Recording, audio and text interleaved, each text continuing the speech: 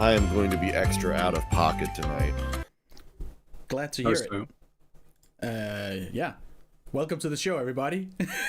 Tokyo Podfathers, Spring 2024 Impressions. Anime Impressions. I'm just adjusting. Anime First Impressions. First Impressions. 2 or 3 episodes in on most shows. Watched whatever we could. I am Panic, your host, and I am joined by special guest Marcella Fenniken. Yeah, I'm gonna go on an anecdote immediately because you could say that I'm kind of retired from doing these now, and I now have a very good reason for that. I have recently discovered that I am allergic to doing the seasonal podcast, and that's why I had to stop. I'm back for this one because it's Hibike Konosuba season, but I had to stop because the last 2 times I have done this, and also this time, I have gotten extremely fucking sick. I am sick again. If you remember the last spring from last year and then the fall season from last year, I was sick in those. So that's why I can't do this shit anymore, and it's fucking annoying. And that's also why I'm not as thorough as I meant to be. I really did mean to watch a little bit more and some more episodes of the ones that I did watch, but I didn't because I've been sick all fucking week, and it ruined my entire week, and I am now covered in mucus and hatred. And so I'm going to be extra out of pocket in this episode because I wish I was like Conan O'Brien, where suffering made me more excitable and funny and humorous. That was a lot to take in. Speaking of Conan O'Brien, we also have Dr. Whoops. Is that my intro? Yes. That's all your intro is.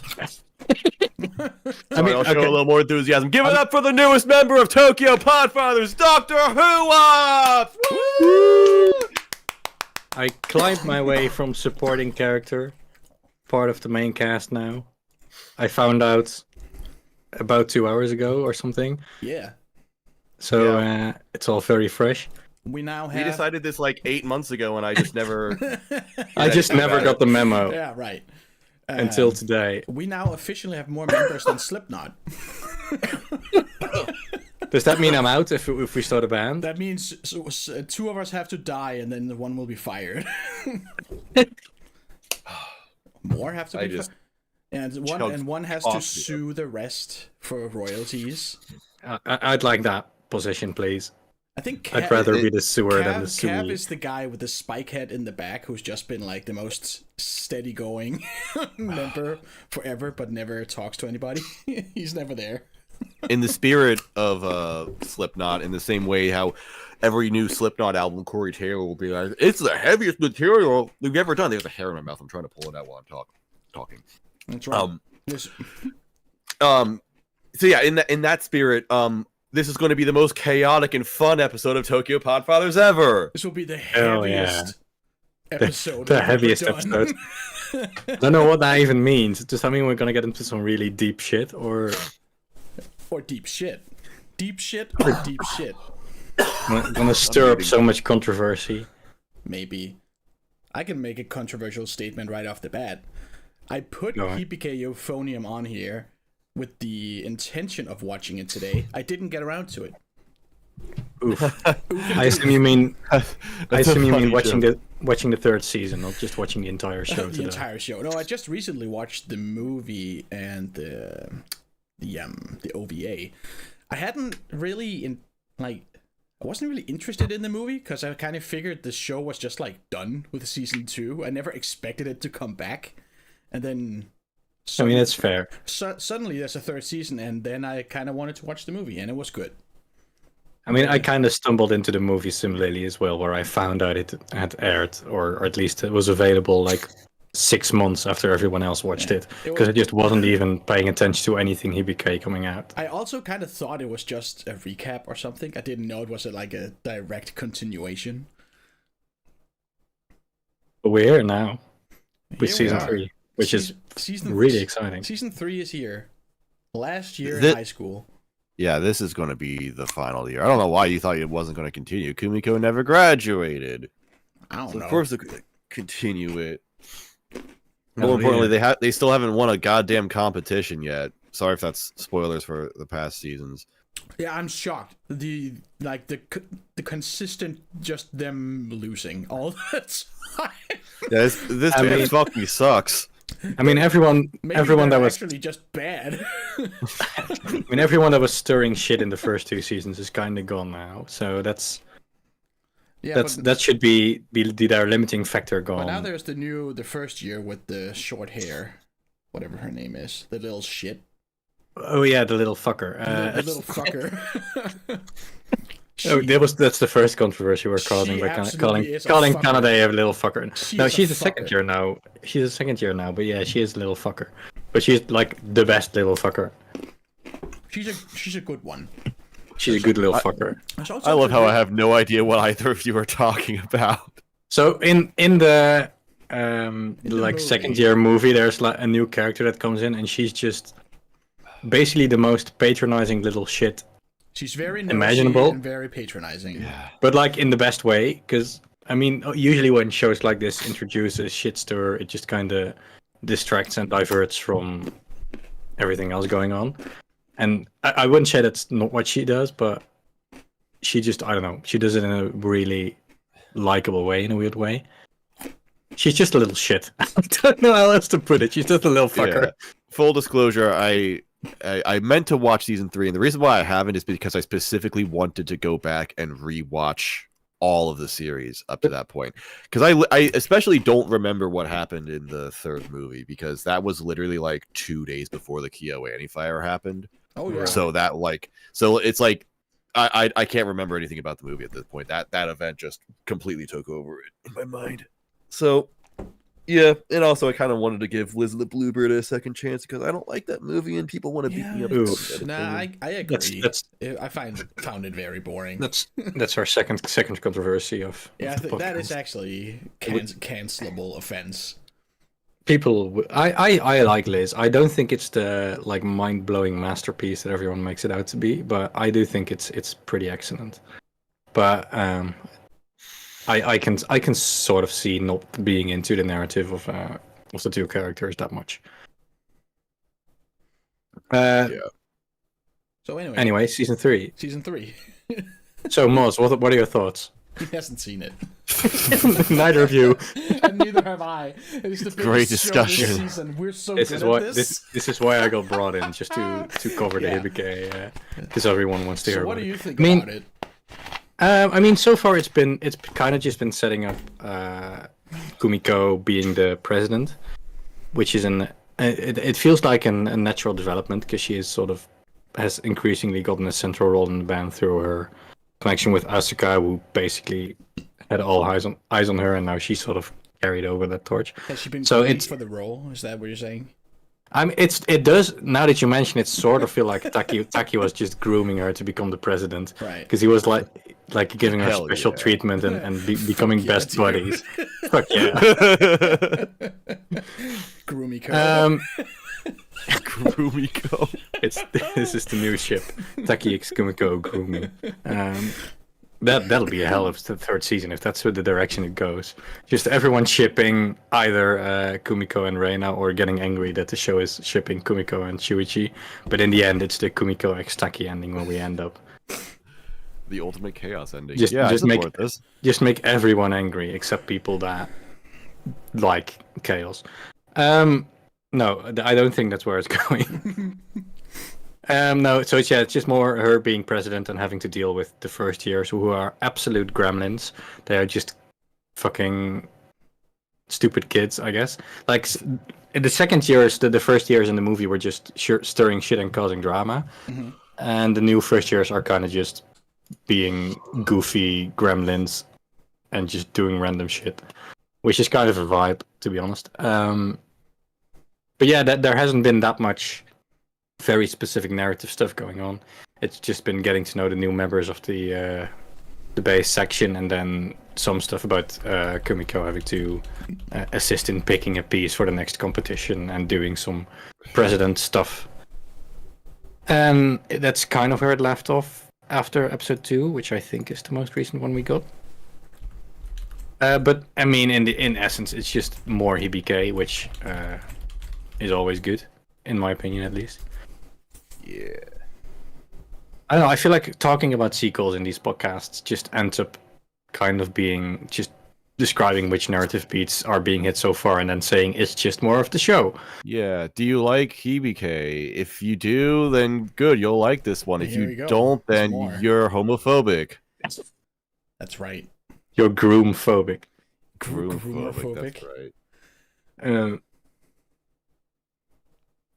But yeah, so yeah, it's just a continuation of EBK, and it feels like a natural continuation. It's not gonna be a season where that changes enough, where either you don't like it and you start liking it, or you do like it and you start disliking it. It's gonna be cruising along the same pace it's been so far. It does seem a little weird to me that Kumiko is the president, and she never gave the leader type, like leader vibes.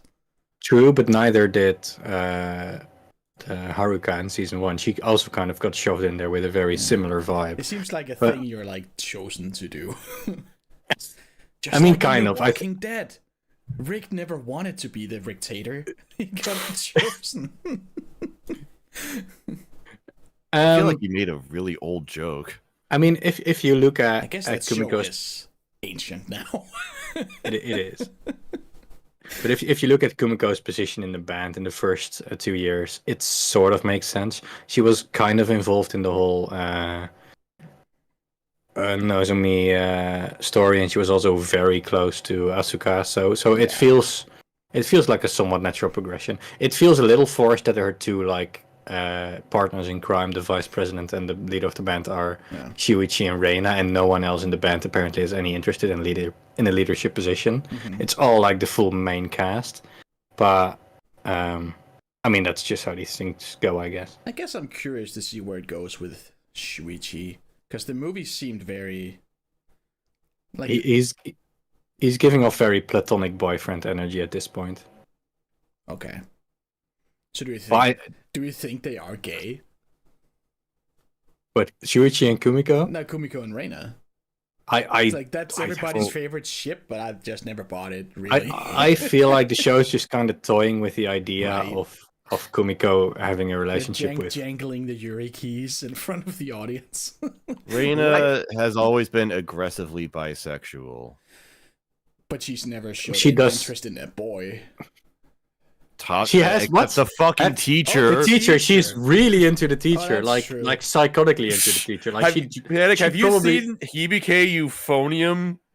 I blocked out all the, I guess reverse grooming. I don't know, trying to fuck the teacher.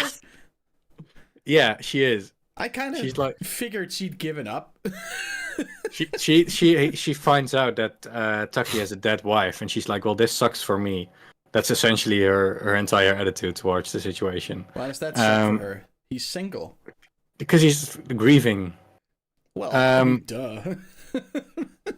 but I think looking at where Hibike is now in terms of relationship, it's not gonna be the full Yuri ending. I feel like that's unlikely. It's just dangling the keys, like you said, and I also don't think it's gonna be a Shuichi relationship thing. It's just gonna fizzle out, I think. But that's just speculation. But I feel like with the way the show is going, and I feel like the way most shows goes, it's just toying with the idea of relationships, but not really committing to anything. You know what? I hope Kumiko and Shuichi do get together, because it'll piss off some of the most annoying people in the world. Yeah. I mean, you can't blame them. The show doesn't exactly make you believe something other than Kumiko x Reina being a thing. They do flirt. They flirt the most out of everybody. They laid it on thick, especially in the first season. It's gotten a bit less, but I mean, it's been in there quite prominently. I mean, normalize flirting with your homies, right? I flirt with my homies all the time. Oh yeah, kissing the bros at night. And kiss your homies good night. No, I just think the people who insist that Kumiko is gay and anything else is sacrilege. Those are the most annoying people. Although I also think the people that think that the show is just about being gay they're also really annoying people. Basically, everyone who watches this show is annoying. Don't watch Hibike Euphonium. Can we talk about a good show? You will become annoying. Also, you want to skip the next two? Or I was about to say. No, let's talk about something good. Moving on to Konosuba season. Fucking 3. Real anime is back, boys. Happy birthday, Moss. Happy 420. I'm happy for you.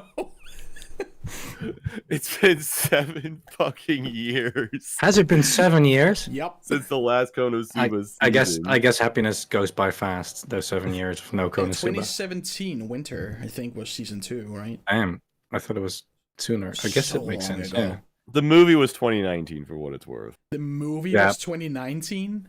Yeah, it's been 5 years since the movie. Oh my god.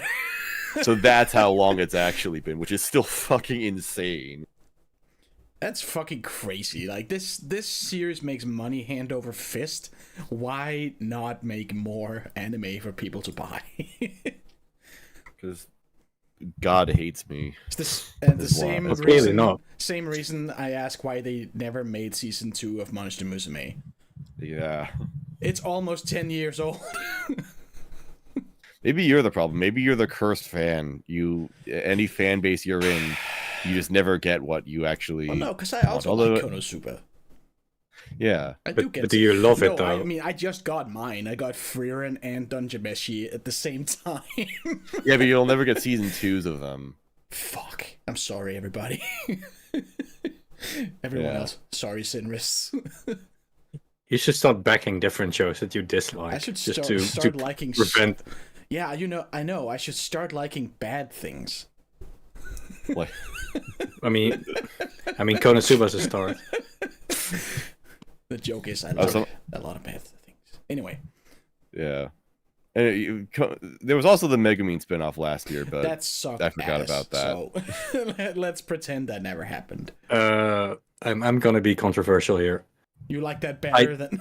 I like that substantially better because I don't like Konosuba. The only thing I like about Konosuba is Megumin and Union. But Megumin barely even behaved like Megumin in the Megumin show. But I liked that the parts of Megumin that I liked are also for 12 episodes.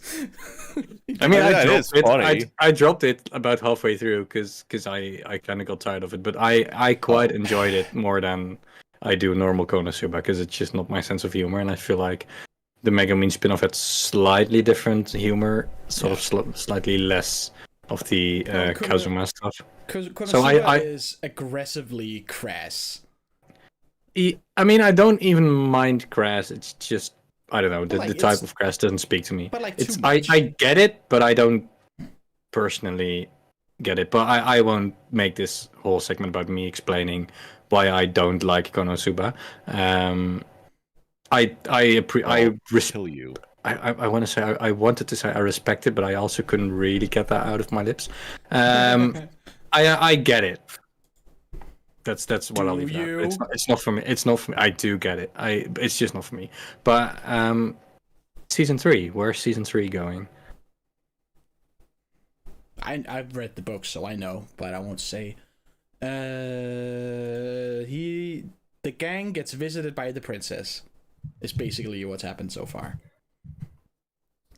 Kazuma is so traumatized by the girl with the dick in the movie that he has hallucinations about them, and so he decides he's going to be a monk. But then he gives up after like 5 minutes. As is the Kazuma way. It's like he doesn't like the Church of Aqua, but he does do the things they preach. Just quit halfway through. They also run into a great piece of world building where there's a creature in this world that transforms itself into a crappily written suffering Daughteru. Right. Makes you want to help and protect her, and then you get dragged underground and I see. So it's like the mimic of people. She's like a plant. So she drags you underground and then roots you. Feeds off of you. It's pretty gruesome. Awesome. But yeah. Kazuma, this is how you do shitty anime tropes in anime. Kazuma immediately knows that she's a monster and like what the tricks are, and the entire gang just, except for him of course, just immediately falls for her tricks. But there are too many for it to attack, so they move on. But he has to go back to tell her to not attack people or something. When he comes back, she's like mask off, lamenting how she couldn't fool them better. And we don't see it, but he kills her. Sneaks into the woods. This is the best show ever. It's great. Because like you see him realizing it, just like, oh, for fuck's sake, and going into the woods. Like, God, have to do something.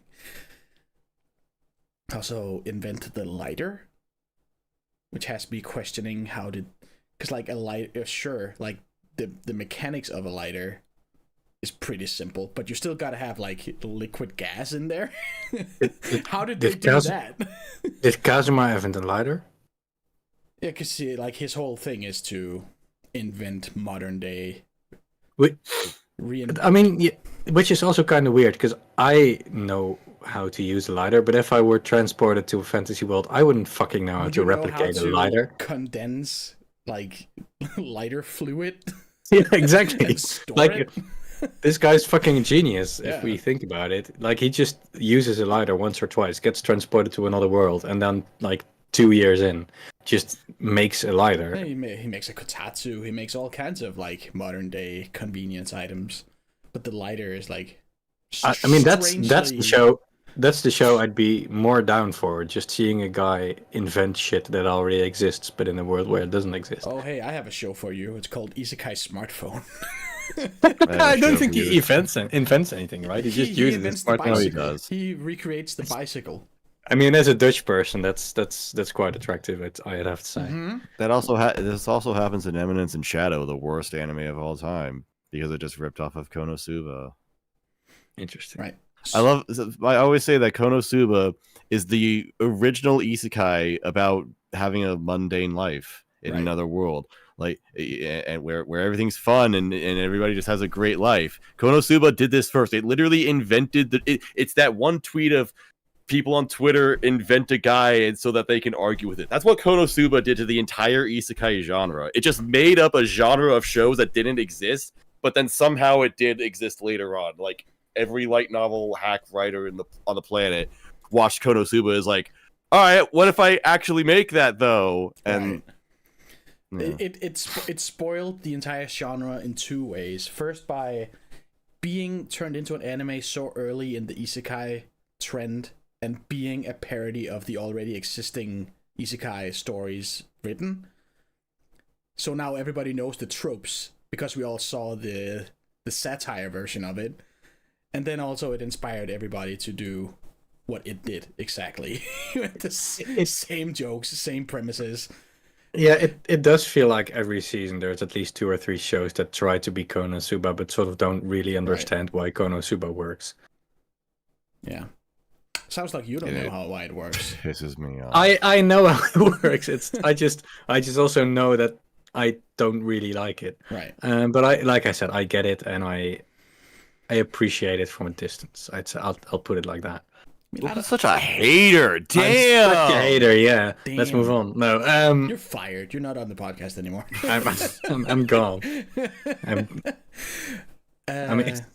Yeah. So 2 episodes in, the princess visits, wants to hear his stories about how he defeated demon generals and stuff like that, and whatever his name is, the most bravest, strongest warrior of the realm, the guy with the big cursed sword, whatever the fuck his name was, Mitsurugi, something like that.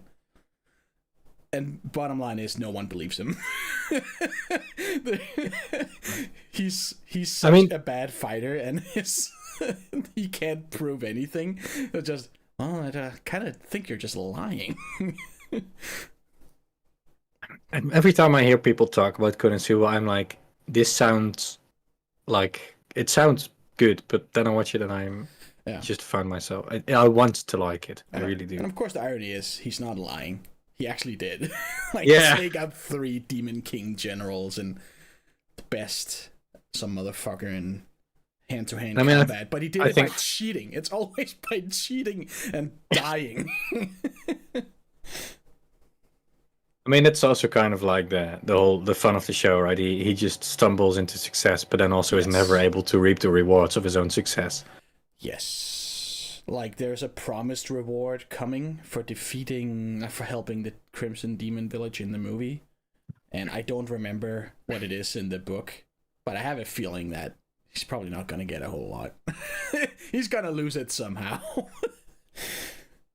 In classic Konosuba fashion, he'll get a more $1 billion, and then he'll get a bill for something he broke, and it's gonna be exactly that amount. That's peak comedy right there. That's so funny. Man, I wish. I don't think I have anything else specific to say. Yeah, it's not enough of it out. I only saw the first episode so far. I'm happy to see the boys back in town, the entire gang, That's right. not just Megumin. Yeah, The boys is an interesting moniker to use. that's what they are. They're the boys. boys. They're the boys. They're just bros. They're The just bros, platonically hanging out, not The platonic being bros. horny for one another at all.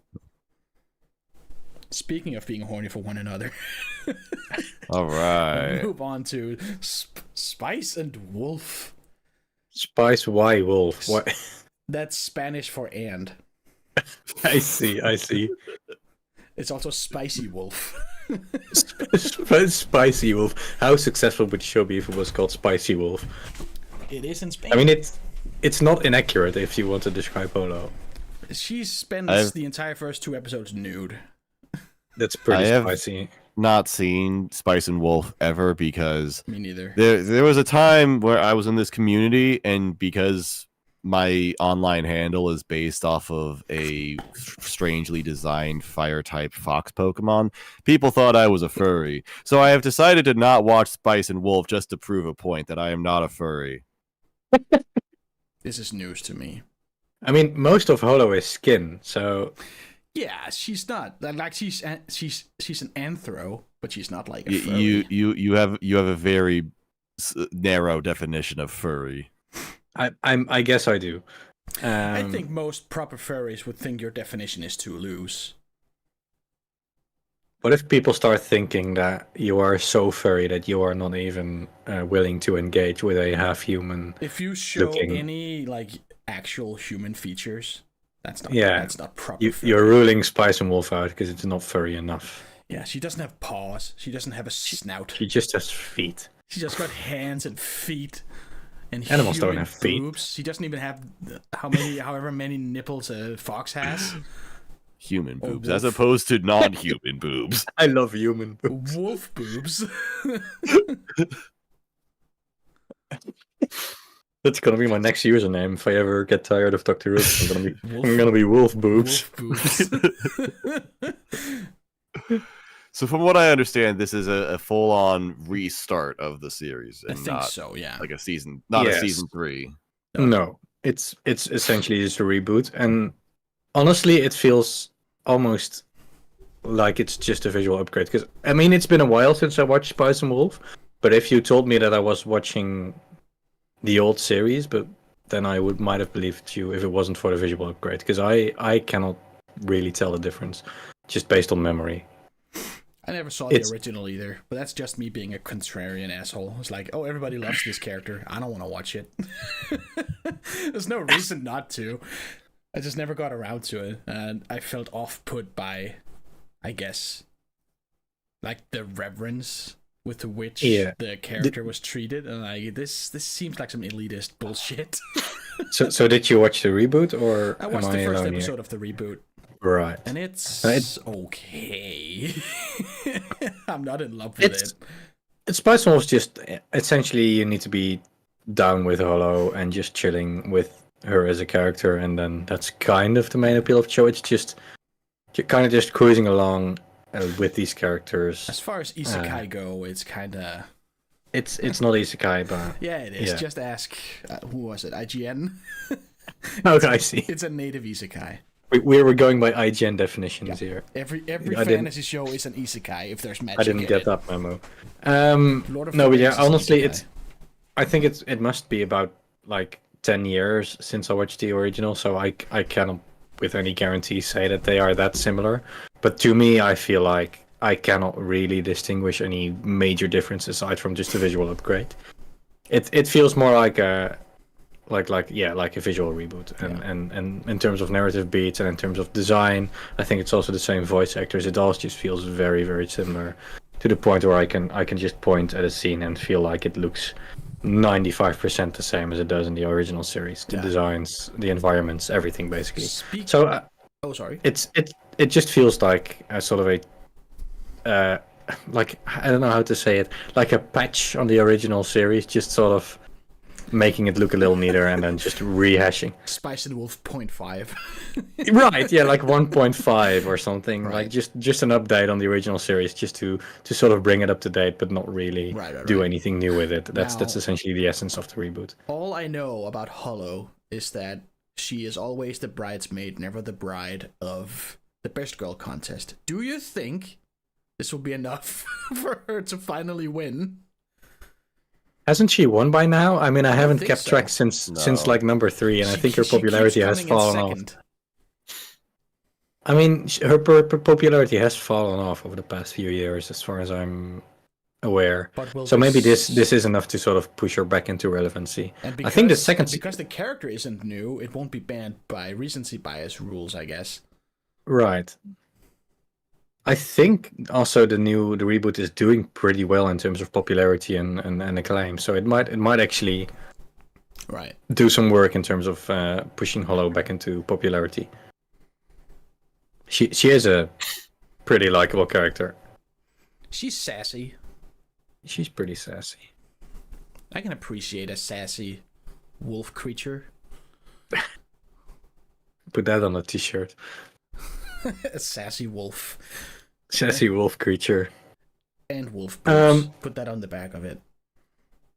But yeah, I think I struggle to say more about this. It's Spice and Wolf, but put in like a new jacket. I don't know why that's the word I used, but in a new jacket. Yeah, I don't know why that's right. Put that on a t-shirt. No, yeah, that's pretty much it. All right. Should we move along? I feel like I should be more excited and more talking about this because it is a very popular series, and I feel like I should be making a bigger deal out of this. But I'm not that into Spice and Wolf. No. But I'm sure someone who is will be absolutely over the moon about this. But the people who are into Spice and Wolf, won't they just be happy that they watched the original and then not bother with this if it's just a retelling? I guess so. I don't know. I also struggle to find out where to place this. Sort of like, well, why does it exist? Did we need this? Did Spice and Wolf need an upgrade? Like imagine if there was a remake basically of Steins Gate. Would people watch that? Would people like that? Wouldn't we just compare it to the old one and be mad? I mean, the thing with Spice and Wolf is that I think they're just doing a reboot so that they can eventually adapt the entire thing. That does seem that makes sense. Because this is like, and if they're going to do that, then it makes sense to start from the beginning. Because it's like, if they just come back with season 3 or whatever, it's like, are they like they know people aren't going to go back into and watch a show that's 15 years old in order to get it right now. Right. You know who did do that? Devil is Black a part-timer. Oh. And Black Butler also did that. Also Black Butler, but Devil, maybe that might be good. Devil is a part-timer. The new stuff sucks fucking ass. It's so bad. Yeah, I guess in the full adaptation thing makes sense for why they're doing this. Because I was sort of wondering, like, they do a reboot, but then keep it so similar to the original that it almost feels indistinguishable. But yeah, if they are continuing this into a adaptation that goes beyond the original adaptation, then I can see why it exists. All right. Should we move along? Yeah. I am fine moving on. To Girls Band Cry. Hell yeah. I've not seen this. You should get on this. What? Unfortunately, what? This is my Konosuba. I'm gonna be. This is Whoops' 9/11. This is me not liking Girls Band Cry. I love Girls Band Cry. This is like this is the most I've been into a seasonal for quite a few seasons. Really? Yes. What really? Let's get out of the way why you dislike it. Why do I dislike it? I thought the story was complete garbage, ass, dick, and balls. I didn't like it because it was bad and stupid. And You're stupid. No, you're stupid. Okay. I had a weirdly visceral experience while watching this because my side gig that I have, my baseball podcast, it's affiliated, so I get ads on it sometimes. And sometimes I check the podcast, I like listen to it myself so that I can actually, know what it's like to listen to it so that I can change things for the future if I need to and all that stuff. And anyway, I also was curious as to what kind of ads may just randomly appear on my podcast. So there was one for Google Pay where they tried to give a scenario about what it's like to pay for things because I apparently don't know that, or at least Google thinks I don't know what that's like. So it has me envision myself being at a concert. I'm buying concert tickets, and it's like you're imagining yourself in the crowd, and then you start crowd surfing, and then you're up on stage, and then you get invited backstage, and now you get to join the world tour. And I'm like, what fucking Disney Channel ass scenario is this trying to paint me? Obviously, the fucking middle-aged white people at Google who have fancy marketing degrees don't understand how concerts work. But then I realized that's just something that I've been thinking about for a while. It's just a random anecdote I've had in my head. And I realized maybe that assessment was unfair because that's just the plot of this show. Okay, you're going to have to elaborate there because I'm not sure because this girl she's just a huge fan of this one singer on the internet, and then she just randomly finds her performing in the street and she's like, wow, I'm such a big fan. And then this girl does like everything to accommodate for her. She like lets her hang around for a little while, and then she dinner together, and then I'll bring you back to my place because she's trying to move and she doesn't know what the fuck she's doing, so she doesn't have a place to stay in for a bit. And that's what it's like. It was just very annoying. Damn. Am I getting things mixed up? No. No, the thing is, I'm just on edibles, so nothing that I say is supposed to make any sense. Isn't the like I'm such a fan of you, I run into you randomly on the street? Isn't that happy drugs? Isn't that the jellyfish show? Or am I? Yeah, that's also the jellyfish show. That's both. I mean, I'll be honest. These anime. I'll be honest. I like both of these shows, but they are so similar that I keep mixing them up and keep mixing their narrative beats up.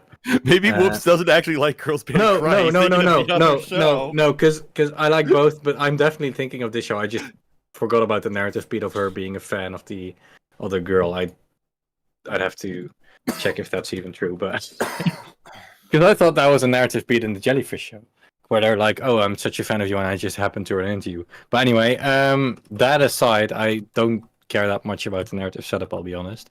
I just like the vibes of the show. Honestly, I like the characters. I will say the narrative setup isn't anything new. It's very much just the I'm a country bumpkin.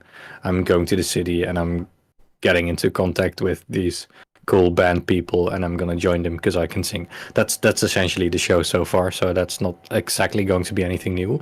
But I just like the characters. It's a vibe. The main band girl is stupidly attractive. I'll get that out of the way first.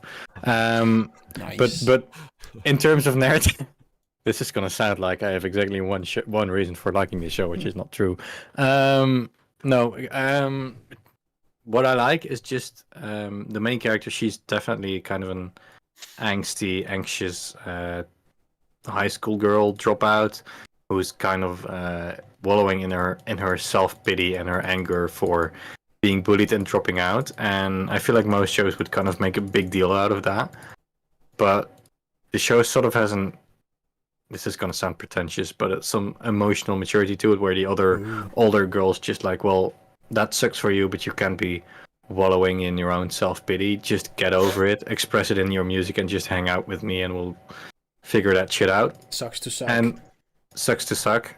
And I just think that's a vibe, and I like that. And the energy of the show is just kind of, I don't know. I find it hard to put into words, but it's just I just like the characters. I like the show. I also will say, fuck people who are saying the show looks bad. It is CG. I was about to I was ask. about to ask, is it CG? It is It is CG. CG. But Bad. No! Cancelled. Next. Here's a weird Ass. thing. I want to say this. The CG, the characters in this show have very, very expressive faces and expressive models overall. Like it has very expressive facial and body animation. I will give it that. I also don't like the way the show looks though. It's a very weird paradox where I kind of see what they were going for and I kind of like it, but I think the models themselves are like low quality looking ish. It's weird. It's like something that I haven't quite exactly been able to figure out. Like I can't pinpoint the reason, like, oh, that's why it looks bad to me. But there's just something about the way the models look and the way they're on the backgrounds. I'm like, it's not working for me. It doesn't click. But I do like the expressions. With CG, there is the bit of lighting and texturing that can get a bit weird. I think it's not that bad in this show. I think it looks pretty fine. But what I think is bringing the characters to life, and maybe a big part of why I like them so much, it is these small movements in the body language, the facial expressions, the way they move alongside of each other, which is enabled by the CG to just feel so much more lively and dynamic. Because animation, if you really look at it, especially if it's not excellent animation, it can be quite static. Especially in very non-actiony shows, they are very content having characters just sort of sit around and moving their faces but not moving their bodies. And it feels like characters are always in motion here, just moving naturally and moving with life in them, which is a large part of why I think the show looks good. And combined with these expressive personalities and this expressive animation, it just brings the characters to life in a way that I think is missing from a lot of more traditionally animated shows. Yeah. I definitely won't shit on you or anyone for saying the show looks good. That's good, because people have shit on me, and maybe I am crazy for saying it, but I think it's divisive on that front. So it sort of depends on what you look for. Yeah, if you are very distracted by the lighting and the texture, I can see thinking doesn't look that good. But in terms of motion and in terms of bringing the characters to life into the environment and to give them these minute details in their movement and body language, I think it's excellent in terms of that, and I that's something I look for. But yeah, pointing down why I like the show so much, it is difficult. It's just a thing of connecting with the cast and the vibe, because the narrative, I will admit, is not very original or interesting. But I hope it picks up some steam and during the season and gets some more attention, because I feel like it's being overshadowed by Yorikura so far in the Jellyfish show. I think I'll just rewatch Bocchi the Rock. They're not really in the same ballpark, I'd say. Well, Yeah, this is more like Bang Dream. I haven't seen I that. still need to get around to Bang Dream. I don't think you need to. I remember when I'm Bang somewhat Dream started, I watched one episode of it. I'm like, this feels like a really cheap cash cow, and I want no part of this. And I was right, but I didn't actually expect the anime itself to be like critically acclaimed at some. I feel like somewhat obliged to watch Bang Dream go after it won the jury award, which I somewhat affiliate myself with. Right. And so I just want to have an opinion on it in that way, but I'm not finding the time to watch it. I won't. I refuse. It's like Uma Musume. People are pretending to like it. It's good. Shut up. I mean, I sort of feel similarly too. I watched the first season of Uma Musume, and I'm like, I don't think this is gonna be. And then season 2 was fucking Kino. That was cinema. Season 2 is legitimately great. Uma Musume. Cool. Okay, so That's I think right. Girls Brand Cries my Uma Musume. Uma Musume And is like getting a Konosuba. movie this season too. Incredible. Uma movies, Sume. Movie. Umi movie. Umi movie. Umumi movie. Uwu movie. This is terrible. Happy Ooh, 420, Musume. everybody. What has happened to this podcast? We used to be a proper podcast. Used to be a Billions Must Die. Speaking of billions dying, Hell yeah. Kaiju number 8. Bold of them to jump straight to season 8. Ha ha ha. Anyway, I'm watching this. Who else is? I saw the first episode. What'd you think? It was fun. It was fun. I like practical concepts on tropey things like this. Like the kaiju attack, you know? Yeah. That's the classic action Japan movie thing. So this one's like, okay, well, what happens after you destroy the kaiju? What happens after you kill it? It just fucking sits there and rots. You gotta clean that shit up, and it's disgusting and takes a lot of effort.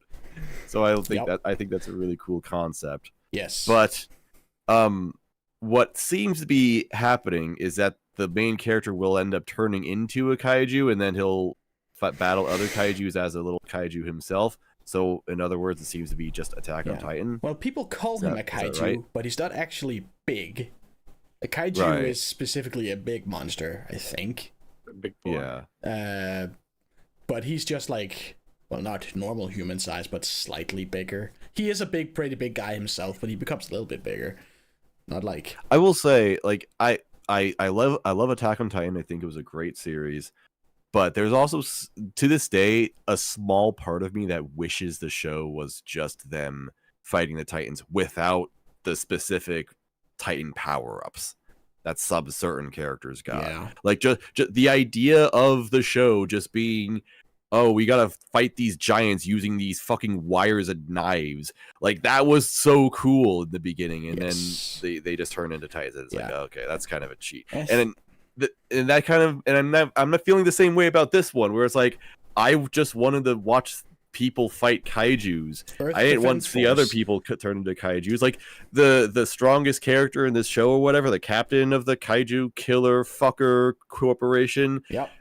She's got a fucking white tiger. She's got a white tiger somehow. How cool is that? Like, I is want to that see... related to some kind of power she has? Why the fuck does she have a tiger? What does she do? Oh, I just thought she was. I don't know. I just assumed she was so strong she could tame tigers. That's what I got out of it. And I was like, I want to see what these strong people can do and how regular people can fight kaiju in this show. It's my impression that they all have some kind of superpower, because in the second episode there's like a lady who can activate something in her suit and lift a car, which I think I don't mind not tech. normal. I don't think I think I don't. think tech is that's the thing. I don't know if it's tech. Power. It came off as if it was tech, but I'm not certain. But yeah, I think this is the show in your seasonal preview thing. You read the synopsis and you were just like, this is just Attack on Titan. Yeah. And it's the same studio too. Technically. I mean, it's...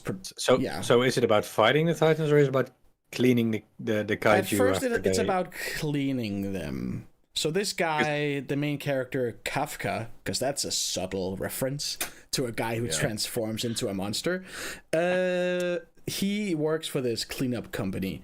And like Moss, I love this concept of cleaning up after the disasters. Yeah. It was one of the more interesting ideas presented in the first of the new Spider-Mans, where you see Vulture, whatever his name was, Booth.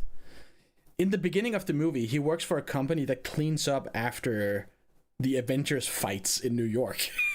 Oh, that's hilarious. That's like his whole company's thing, and then... Oh, that's so cool, actually. I didn't know that was a thing. They're about to clean up after the Avengers fight in the first Avengers movie, and then the government comes in and is like, nah, no way. And then, like, that becomes the whole impetus. Because, like, he uses... Like it turns out, because they can't get the government contracts anymore, so they just go and steal tech from... They scavenged alien tech from all the Avengers fights, and that's how he gets his suit. Anyway, so that's like one of the cooler ideas presented in the movie, and they never really do much with it, sadly. So that's like the start of this show also. It's like this cleanup service for these titanic monsters, which we see... The strong lady you referred to earlier shoots it in the chest with a laser gun, and it just explodes Hell yeah. in a mountain of gore and blood, which I feel like they should figure out more clean ways to kill them. Seems like a huge mess. I get that you killed it fast and that's efficient, but Jesus fucking Christ. It's so much blood and guts everywhere. So I went on a bit of a listening journey, hearing you read out the description for the show, because I initially wrote it off as a kaiju thing, and I'm not really into that. Yeah, it hasn't really focused much on the kaiju themselves so far. I see. It's more about this guy Kafka wanting, since he was a little kid, alongside his childhood friend, they both swore they would join the defense force or whatever it's called. And she made it. She's now the captain, like the super strong captain with the tiger. And he gave up and is now working in this cleanup company. So he gets like there's a new guy starting at work, a young guy. I forget his name, white hair. He's pretty fun. I don't remember. But he's like an ambitious kid. And he wants to join the defense force, and he's kind of giving him a hard time about giving up on his dream. And at the end of the episode, it's like, they extended the application age to 32, so you actually have 1 year to make it. And so they kind of go on a journey to join the force at the same time. The curveball is that at the end of the first episode, they're both in the hospital due to a kaiju attack. And Kafka is visited by this big floating bug kaiju. Not big, like the size of a cat or whatever, like with bug wings. That doesn't sound very big. I guess for a bug, it's big. It's a big for like a hovering bug, which then flies into his mouth and like forces its way inside him. And he is now like part kaiju, and he can kind of sort of control the transformation. It makes him absurdly powerful. We see it like him tapping the wall. This is all in the second episode, where they're on the run from the defense force thing, because like people see him in this form and they report him. So it's all about getting away. And because he's like a human-sized kaiju, it's pretty easy for him to hide. So he gets away and he can like kind of sort of control the transformation. But we see him uppercut a mid-sized kaiju and it just evaporates. It's even bigger explosion of blood and guts than the sniper rifle shot in the first episode. I like it. I think it's fun. I think it's fresh. And maybe this sounds like my boring personality or my boring interests, but that premise sounded most exciting at the point where he was just cleaning up kaiju. I feel like I want that. He is that. also still doing that because he can he can like hide as his regular self. So he is still applying to the defense force thing alongside his buddy. Like he's gonna try and lead a normal life, I think. While also like he can like sense when kaiju appear because he is part kaiju now. Right. So that's how he shows up at the other place and punches one into like the galaxy. And the defense force show up and they're like, what the fuck happened here? There's like a big impact crater and there's like blood and guts strewn all over. But there's no trace of whoever did it. And like they know he exists. The human-sized kaiju, they know he exists, and he is now the only kaiju to ever escape the defense force. And that's why he gets codename Kaiju No. 8, because he's like the 8th type they've discovered or something.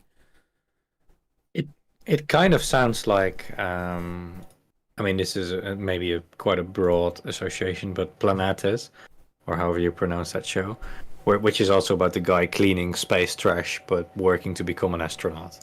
So that's a show I have on my plan to watch exactly because it's about cleaning space trash. It's like, that sounds so like elemental and menial that I'm kind of into it. It's like, and I mean it is in a large part still about that. It's like, I mean that's the logistics of this weird task. Right, and that's also kind of what interested me about the premise of the show, like the weird premise of having to clean up again. Yeah, and I have no idea how much they intend to keep going with that side of it, but like he's still working in the cleanup company as of episode 2. I'll have to wait out where this goes, and then maybe depending on where it goes, I'll check it out. It looks exactly like Haikyuu. I had to look up if the manga. I mean, Haikyuu and Kaiju, it's not far off in terms of. It's Haikyuu number 8. Sound. Haikyuu number 8. Yeah, but besides, like, it's the same studio. It's Production IG. But it might be character the designer is not the same. And I haven't looked at the manga. I don't know if the manga just completely rips off character designs. Like, main guy, it reminds me of whatever the older guy in the Haikyuu team, like the guy with the goatee and the bun. Asahi. Yeah, I think is that his name? Sounds right.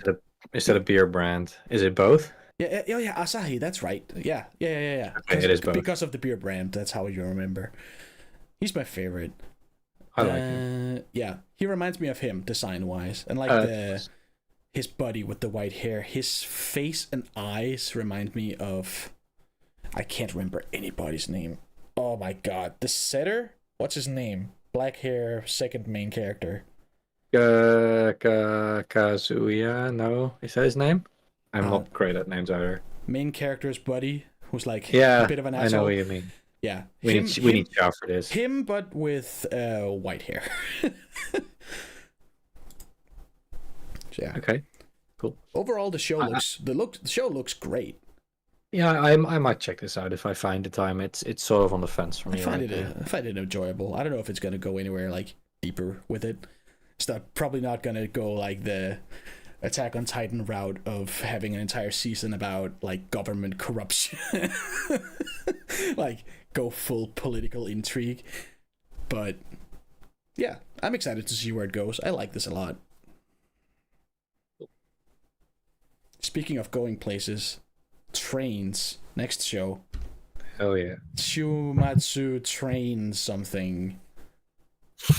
This is a you guys show. I haven't seen this. So, you've heard of 3Gs, right? You remember when we had 3G networks and all that, and then we replaced them with 4G networks. You've heard of 4G, right?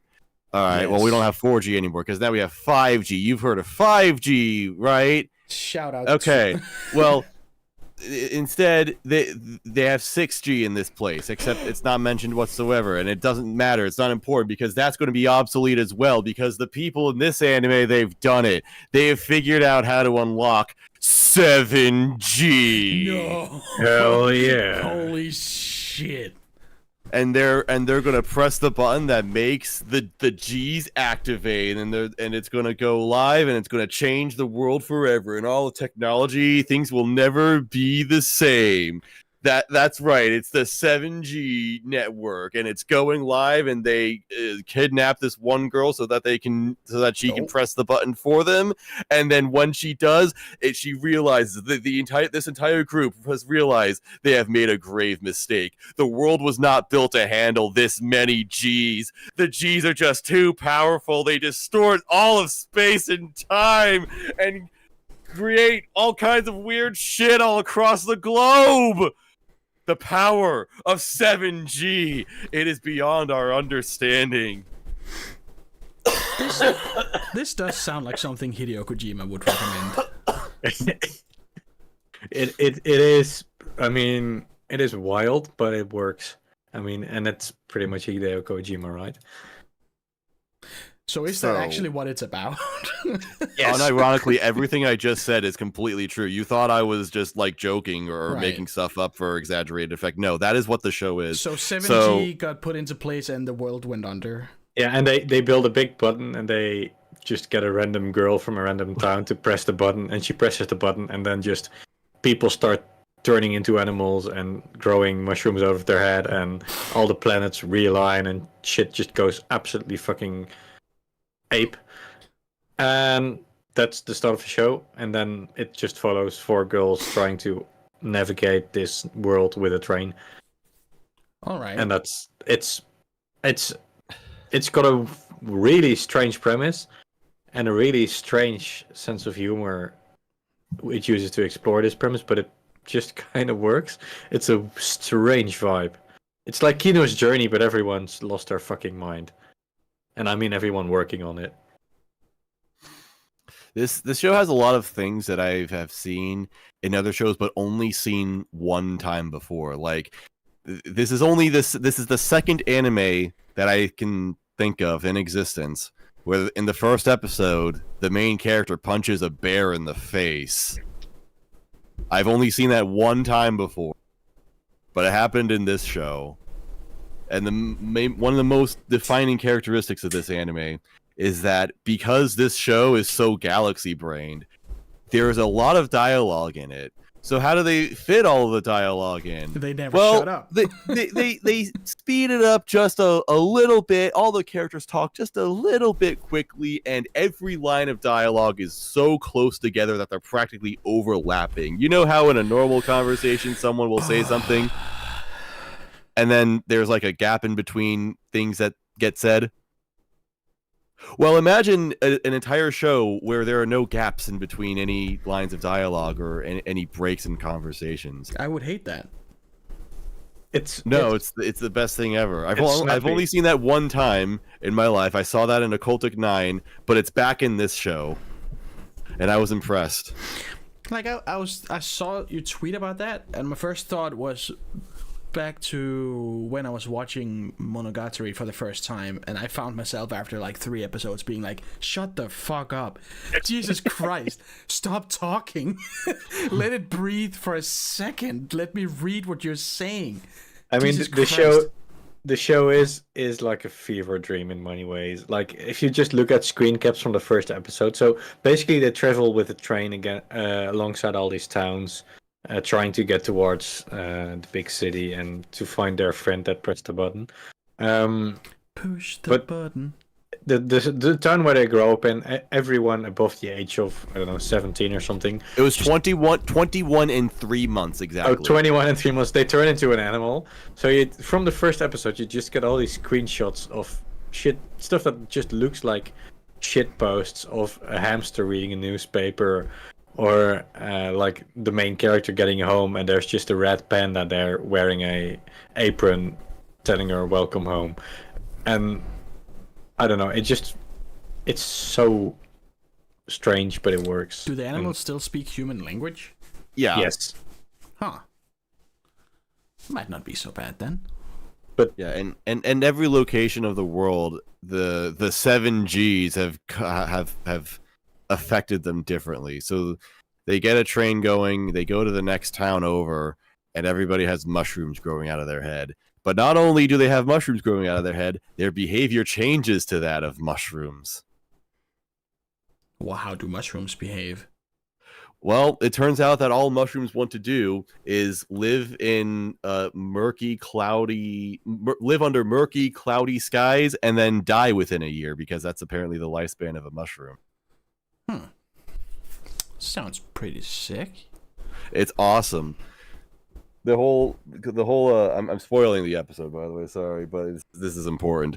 The whole premise of the episode is that these mushroom people, they want to bring in these girls and bring them into their colony. And there's a great reveal at the end where basically they think the mushrooms have made these people crazy, so they try pulling them out, and then eventually they just get pissed, like, fuck you, leave us alone already. Like, God, we just thought we were just trying to help you.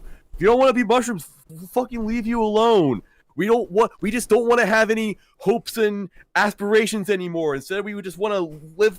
Why do that and be disappointed when we could just have a quick life and die within a year and relax? True. And be comfortable. True. And the best part is that at the end, when the girls were leaving, they're like, you know, they had some good points actually. They were kind of spitting facts. Be happy for a year and die. The dream. This isn't original. This is by the writer and director, the two people who brought you Shirobako. Oh. Really? Yes. That's quite a leap to go from like quite accurate, or at least attempting to be roughly accurate depiction of quite a real life industry to a show about warping reality and people turning into animals. It sounds like the kind of show they would make in Shirobako. It actually kind of does. Yeah.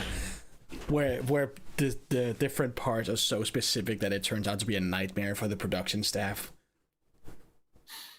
they have to find the exact animator who drew mushrooms in some ancient. I want to be clear. Right now, this is easily my favorite anime this season. Therefore, of the entire year, because I literally didn't watch any anime in winter, and this is literally, I think, the best anime that I've seen come out since Sunny Boy and Odd Taxi. Like, it's on that level for me, really? Where I'm like, I love how weird and expressive and experimental this is, especially because I honestly kind of thought we weren't going to be getting anime like this ever again. So I'm glad that we are still getting weird, quirky, experimental series like this, because it's not just the story that's weird. The animation's super expressive. The voice acting is great, even if it's delivered weirdly. The sound design in this anime is so bizarre, and I love it. The OP is a mind fuck in how it's structured. It's literally like it's two different songs that they just stitched together. Like halfway in, it just goes silent, like the song ends, and then another song starts in the middle of it. It is bizarre, but it's awesome. Everything about this anime, I freaking love. I think it's so cool. Damn. You do sort of get at something. I mean, I'm not saying I didn't think we'd get an anime like this, but it does feel like it's from sort of a different era in a way, like the weird era of anime. Yeah. I like the show too. I think it's very interesting. I'm still not entirely sure how much it's intending to be like philosophical, or if it's just kind of doing weird shit and having you draw your own conclusions and not really trying to be philosophical about it. But either way, it is thought provoking in its own weird way. By the way, Panic, I don't know if you knew this or if you were like specifically alluding to this, but Hideo Kojima did retweet that he's watching this anime. I know, that's why I said it. Okay. that would have been an amazing guess if you just mentioned that offhand without knowing. Just, oh no shit. Damn. All right. Anything else? Watch this anime. It's so good. Yeah, watch it. It's gonna be the type of show where you don't know what it is until you watch it, so you also don't know if you're gonna like it before you watch it. I might. I feel like there's no reason not to try. I mean, that was a glowing endorsement right there. I might try it out now. I wasn't really intending to. Specifically because you scared me off by saying they talk all the time. It's not that bad. I could imagine the dialogue being off-putting to people. The but yap. Whatever. Get over it. Skill issue. All right. Eurocamp Triangle 3. Triangle. Yeah. Yeah. We finally... season. The third side of the Eurocamp Triangle. It's fine. You can end this show now. You don't need to make more. Yeah. It has officially run its course. Mm-hmm. I have not seen this. I'm not gonna see this. The studio change looks dreadful. I hate how everybody looks now.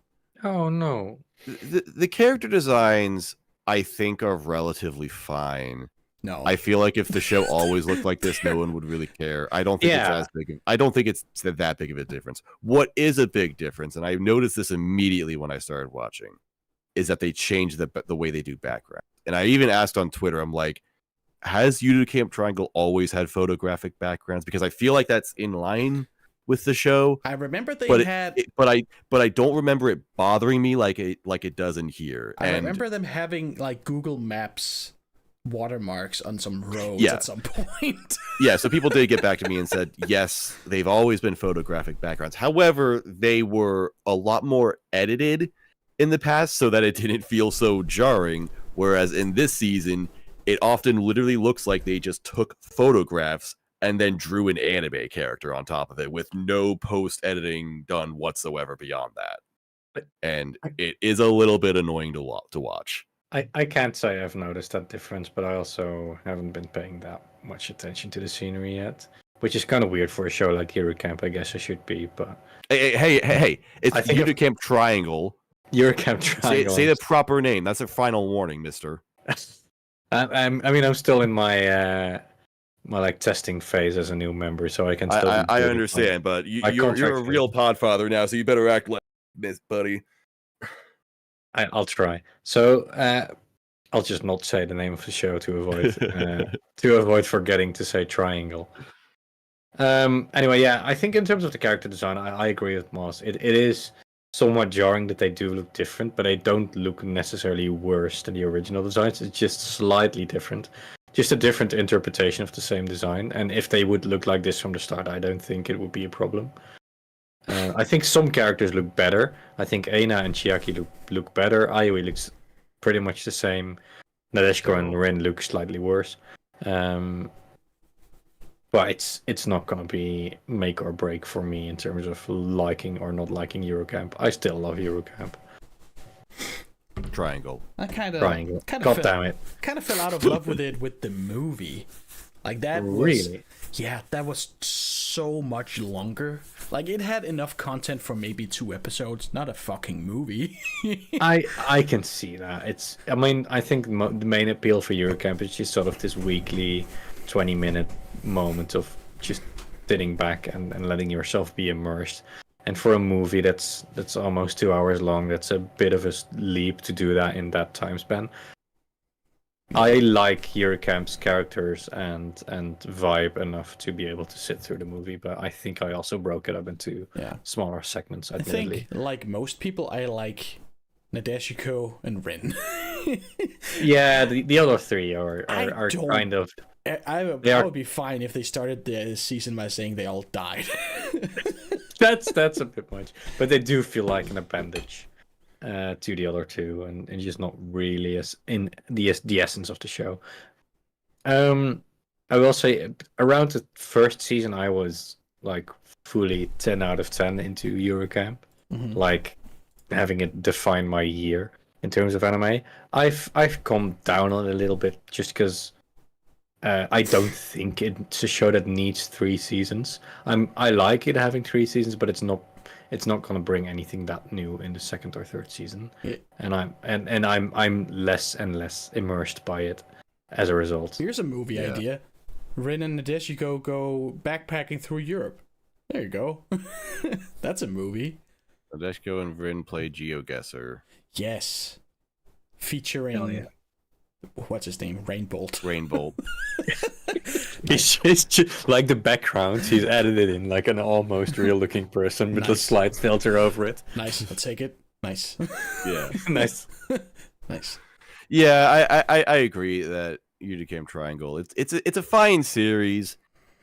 I'm also not really getting too much out of it. I watched this first episode. And I'm like, that was an episode of this series that I've already seen 2 seasons of. It just looked worse. Yeah, it just looked mildly worse for some reason.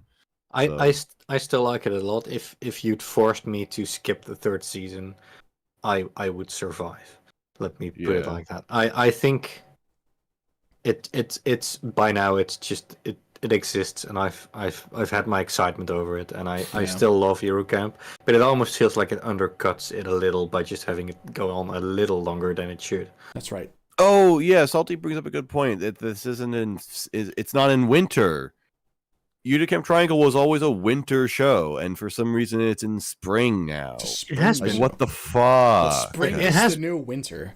It has been wintry so far, right?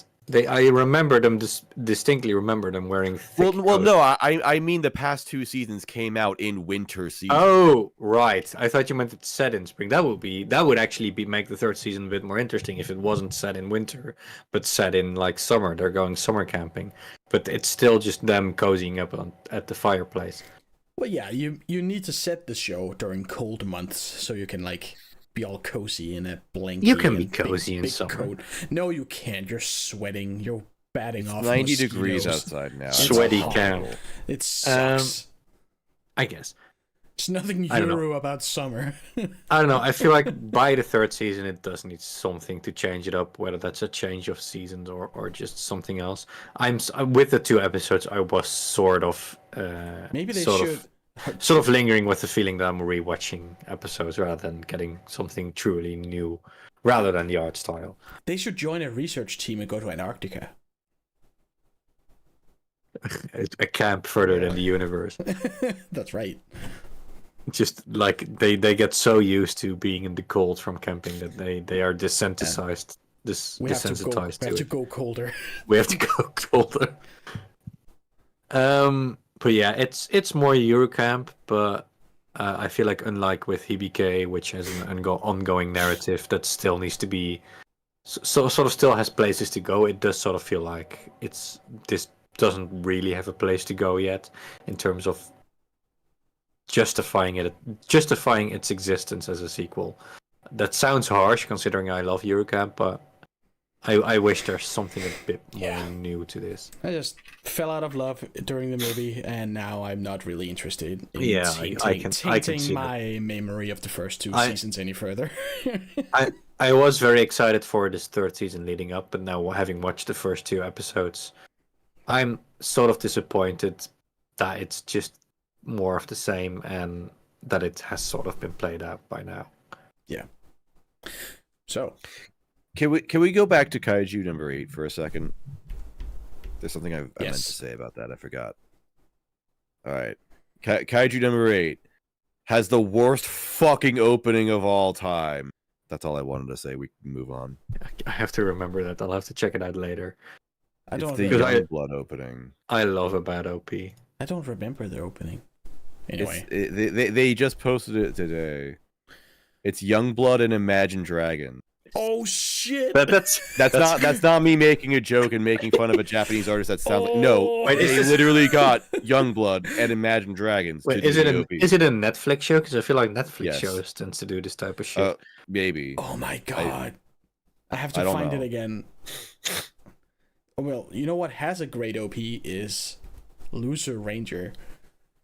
Sentai Dai Shikaku. Oh, this is the one that had the kids choir in the OP, isn't it? And it goes hard. So weird. It's weird, but it's fitting because it's like a Sentai thing. So it's like the children audience talking to the characters, right?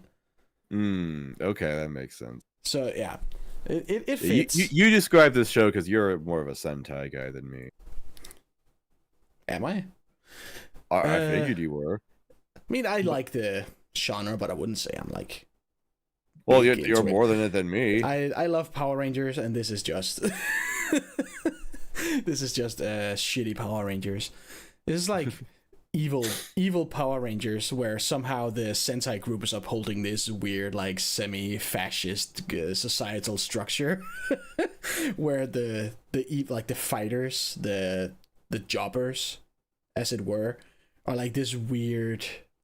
Like almost, I mean, slave is a hard word, but like they're forced to do this weird once a week. They fight and they have to lose, and it's all because they lost a fight many years ago, and now they're this like servant class under the Sentai. And one of them has had enough of it. Fighter D. He's had it with his tyranny. So he decides to rise up and gets his ass kicked. But now he's like infiltrating the Sentai organization and is getting some like he wants to take them down from the inside. He knows that fighting them the traditional way will get him nowhere because they are actually super powerful. He's not just losing on purpose. But he doesn't sound like a loser. He sounds like a badass. Yeah. So he's dressed like everybody else in this background photo, like the typical black suit, white scarf, face mask, just no-name fighter. They all have a letter. Yeah, and every week they meet up, they do some half-assed attempt to fight the Sentai, but it's always like purposefully shit, because they have to lose. He doesn't want to do that anymore. So this is his story of like sneaking his way into the Sentai organization and try to become a ranger. And he's getting some help from an unexpected ally. It's pretty cool. It looks great. The voice acting is great. It's a cute premise. It's only 2 episodes out. Yeah. That's kind of it. I mean, it's much like the recent show, love after world domination. It's one. I feel like there's gotta be more of this too. It's like this quote unquote deconstruction of like the Sentai genre, where we're shown how these the perfect heroes, the Sentai people, are like. In this case, they're all weirdly evil, like insidious. They're using their position as heroes to sort of control the populace. So they keep recruiting new people. There's people in line to become the new Red Ranger. Like they're keeping this structure of heroes versus villains going artificially and on purpose. It's probably going to reveal more about it too. Yeah, I think it's cool. Kind of like with Kaiju number 8, I like when you have like this tropey kind of silly premise, but then you try like making more sense of it. Yeah. Like you try making it more realistic, and I think it's a great fit for this series. Are you watching it? Yeah. Okay. I saw the first episode. Nice.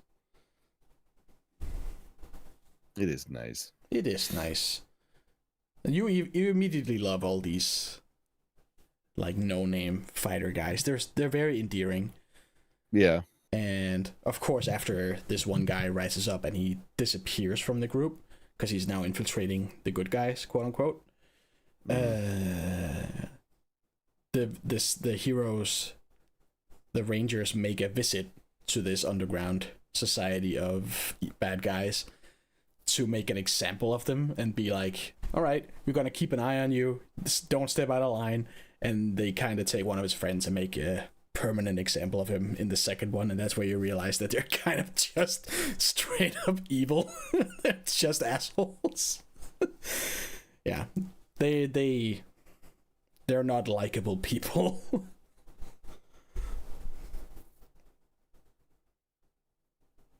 That's it. That's all I have to say about it. There's only 2 episodes out, but it's a big recommend for me. Nice. And the OP goes hard. So that's nice. Very cool. You know what else is very cool? Salad. Salad bowl. Salad. Yummy, yummy. Fruit salad. The American mind cannot comprehend this. No. So how is it, salad? How do you like salad? Have any of you seen it, or is this... Oh, sorry. I haven't. I saw the first episode. Cool. Go ahead. It's Hinamatsuri. You can go. Oh, shit. Yeah, it's pretty much Hinamatsuri, but except instead of them being aliens, they are from like classical fantasy worlds. There is a guide to our world. Oh. There's a like a middle school aged princess girl, and there is a older 20-something-year-old knight retainer girl, and the princess girl ends up being the assistant of a I don't know what you call it. Is it a detective, or is it more like he's like an investigator? Crime investigator, and the other girl ends up being homeless. And just surviving on the streets, collecting cans, and getting pulled into like strange odd jobs or cults or stuff like that. And that's kind of the premise of the show. And it's pretty fun. It's in terms of its sense of humor and its atmosphere, it's not unlike Hinamatsuri. It's maybe a bit more chill and a bit less weird. But it's a good comparison. It's also sort of in the same May Dragon bucket of just a slice of life show of mystical people / creatures coming into our world and just hanging out and adapting surprisingly quickly to our environment. And just getting up to slight shenanigans. And it's an unassuming premise, but it's quite nice. Might be worth picking up. I like that kind of stuff. I wasn't too crazy about it, but I don't think I have any specific reason for it. It was just there, and I'm like, good show. Yeah, I don't have a reason to drop it right now, so I'll just leave it here. It's It's not going to be a show where if you have a limited amount of time to watch seasonals, that you need to prioritize. Like, you're not going to be missing out by not watching it, but you're also quite unlikely to be disappointed if you do watch it. It's just simple, good fun, good vibes, enjoyable, but nothing too too special. Might be worth picking up if I decide to drop something else, which I am low-key considering, and it's the next show on the list. It's Excited for this one based on Really? Big Titty Bookstore Woman Mystery Show. AKA Mysterious Disappearances. What a stupid ass title. I kinda don't vibe with it at all. Like, obviously Why I are like the main character, but yeah. Why did they just call it Kamikakushi or whatever the last word in the title is? That would have made sense.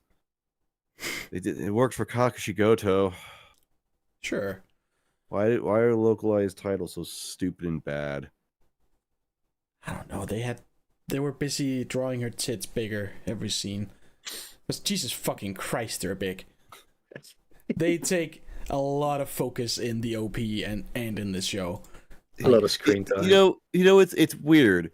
I almost feel like the show, at least I only saw the first episode, but I feel like the show was actually trying to avoid being fan servicey. Like I feel like it was actually playing itself a lot more modestly. But then the OP just shoves giant boobs in your face hits. all the time. It's fucking crazy. And like down low angles too, just making them look as big as possible. Just doing weird. Whoa, those tits! I love those tits so much. Nice. So aside from the tits, what is this like a mystery detective thing? Kinda. It's like supernatural things happen and they solve it. Yeah. Right. Which can be Super- alright. I've only seen the first episode, but I didn't love Same. it. Sorry. The first episode is about the main character who's a bookstore clerk with the biggest titties in the world. She finds this book and she reads it, and because very, very oddly specific parameters were met, Yes. the passages that she read turned her into a child. And so that's bad because, you know, it just is. So she has to be turned back, and which is bad because it just is, okay? Yeah. She doesn't have the big tits anymore. Exactly. Well, they specifically say it's like, well, it's because, you know, all of your body parts from like your adult body. Like, Yes. She doesn't actually turn into a child. She shrinks, but all her normal stuff is still there. So she's like bleeding from her eyes. Yeah, it's like all the excess blood in your body is going to fucking leak out and kill you. So, yeah, she has this assistant or whatever, someone else who works in the bookstore. He also just, for some reason, knows about all these kooky he just supernatural knows books that activate curses and whatnot. And he's like, okay, yeah, you read this at around midnight on a full moon, la la la, after taking a shower. It was Thursday and your cat is named Theo, so you turned into a child. Yeah. Well, it's pretty oddly specific, but I don't hate the formula. I think it could be fun. It could be all right. I mean, I'm gonna give it 1 or 2 more episodes, but actually, the thing that turned me off the most was that assistant guy. I thought he looks bad and he sounds bad. He kind of gave me vibes of the scientist guy from Fire Force, the guy with the really wide grin. I hate him.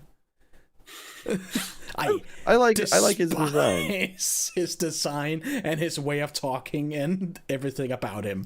And I actually like. Yeah, go ahead. And here's like this younger version, the bookstore version. I like all the character designs in this show. I bet you do. I think I actually have Pervert. one of. Yeah, exactly. You have 2 reasons why you like the main character design. 2 huge reasons to like this show. No, I think one of my favorite character design tropes is the person who has their eyes closed all the time, and then when they open their eyes, they're all fucked up and weird, like Kekai Sensen. Like Lukoa. No, that's a terrible example. I fucking hate that design. Like Brock. Like what?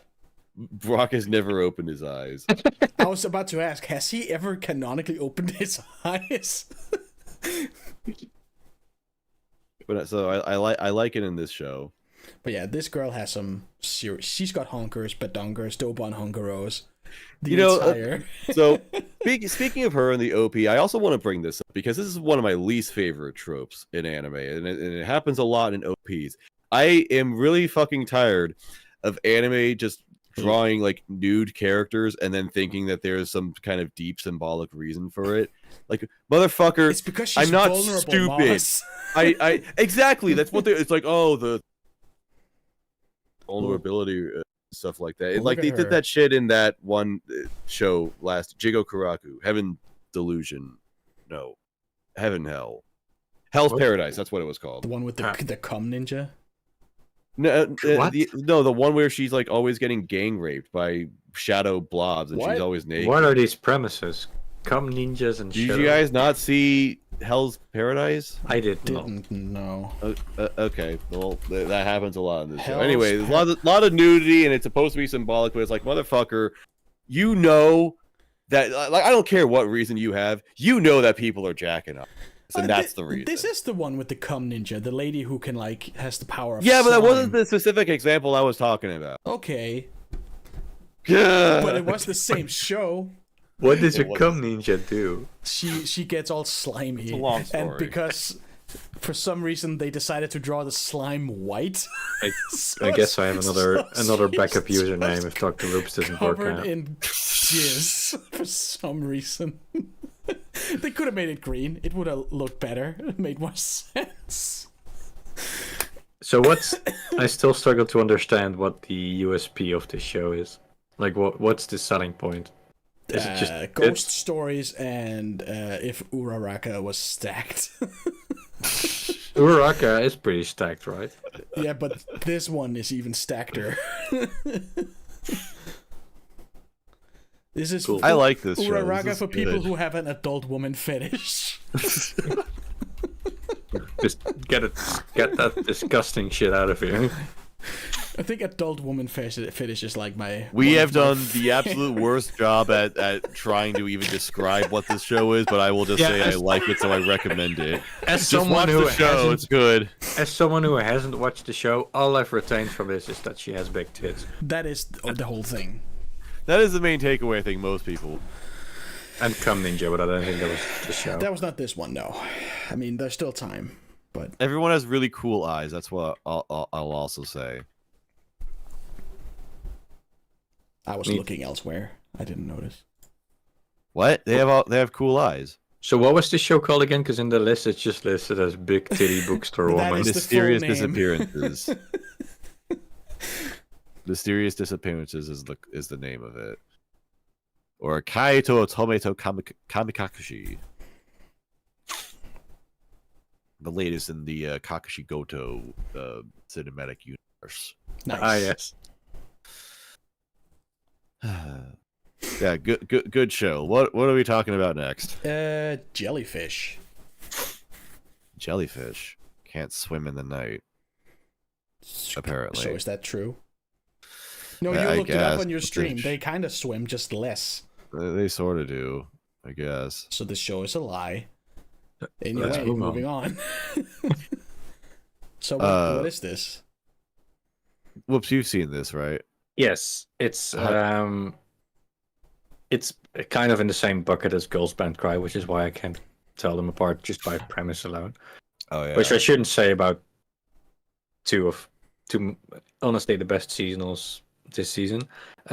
It's another girl band anime. This is one's actually I shouldn't say that. This isn't a band anime, but it's essentially about this main girl who did this art piece when she was a kid and kind of stopped doing art. But there's a other girl, female, like ex-idol now solo artist who's really into the art piece, and they sort of encounter each other and start a sort of multimedia project collaboration thing between her art and the music of the other girl.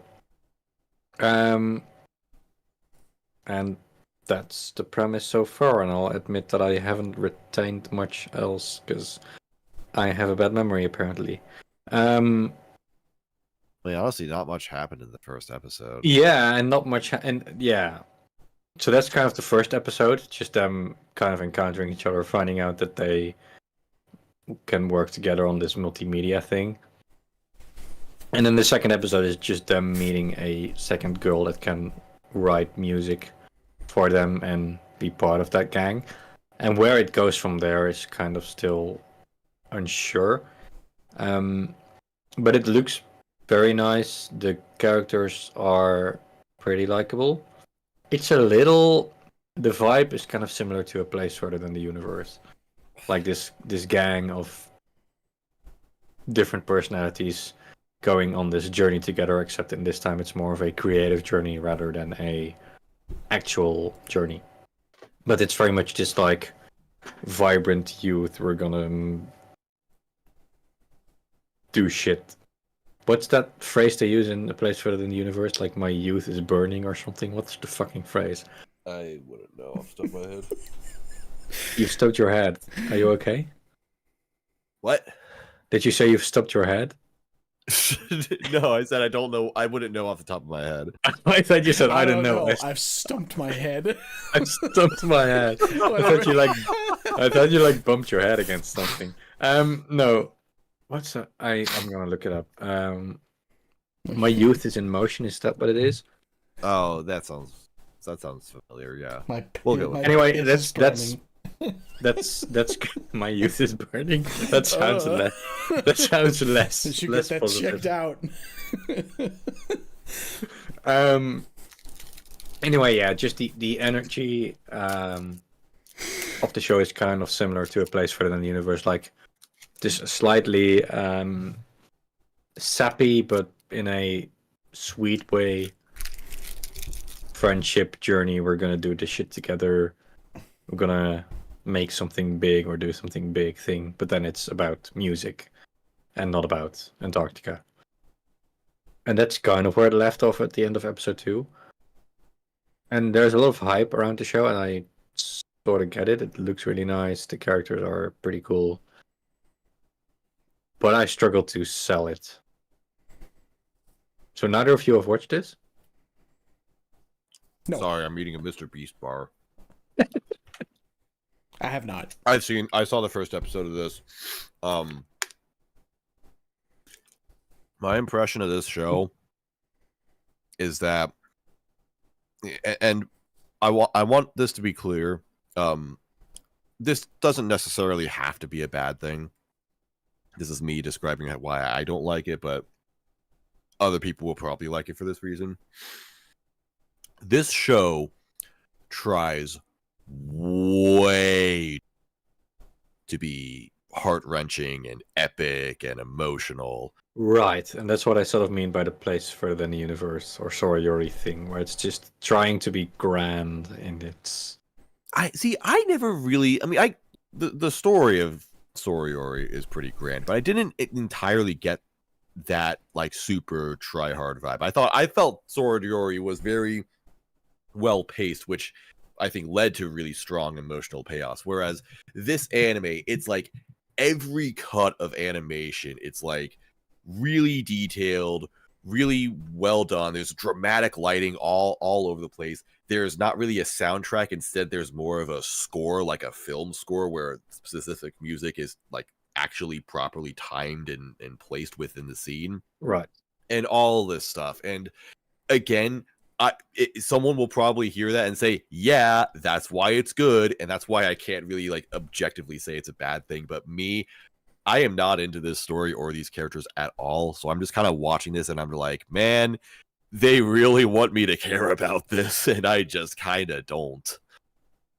Right, I can see that, and I think I do like it, and I'm interested in it, but I'm also I do feel like it's trying a bit too hard to get me to like it. Yeah. And I got the same vibe from Sorority. I know that might be controversial, but yeah. So it sort of leaves me in the same place where I'm like, okay, I appreciate that you're trying and that you're bringing some grandiosity and some vibes to this, but not everything has to be explosive and like, wow, we are living such a special, wonderful life. I don't know.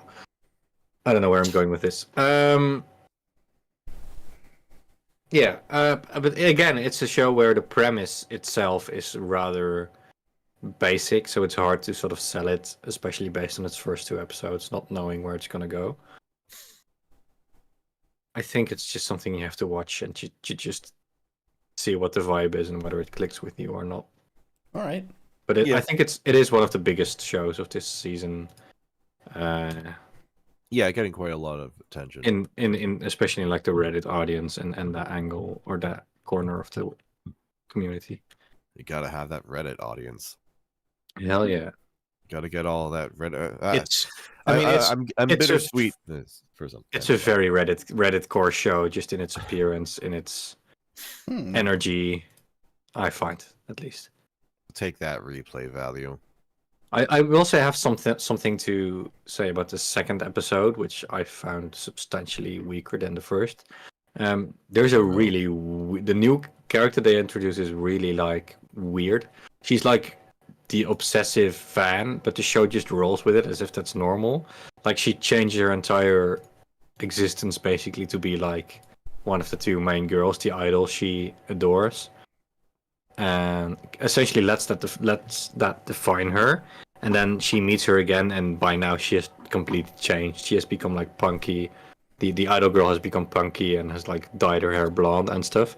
And the conflict isn't about like you don't need to hang up your identity on this other person. It's more about how does she deal with the idol girl having changed her vibe. It's like kind of a weird angle to approach that issue, I feel. So that sort of irked me wrong, and I don't know where they're going to go with this character, but it could be. I hope she's not sticking around and staying like she is now as this obsessive fan that's just letting this other person define her entire personality. Yeah. So I don't know. It's there's elements of it I like, but I also can see this kind of crashing and burning and not really going anywhere interesting. I find it hard to really get a sense of the show. All right. Yeah. Well, a show you got a sense of and dropped. Bloom into you too. Yeah, kind of. Yeah, I think. But am I the only one who watched You were the this? only one who watched it, and you dropped it. So I kind of wanted to hear why. I mean, it would be consistent with my opinion on Bloom Into You, which I also don't like, which is gonna sound like I have an issue with the subject material, which I'll just get out of the way and say that I don't. Damn. If I did have an issue with it, I probably wouldn't have watched it. So let's get that out of the way. No, it's the first episode. The impression I got is just sort of a vanilla, straightforward romance between two girls. So the premise is essentially this new girl, the red-haired short one. She's not called You, but that's Bloom Into You. She immediately develops this fascination with the senpai, older singer girl who's in a band. Or no, she's not in a band. I think she fills in for them or whatever. And sort of accidentally confesses to the other girl. And then the other girl gets all hot and bothered about it and starts getting into her. And you feel like by the end of the first episode, it's going to be like, oh, they actually establish a relationship early. But no, it was just like a miscommunication.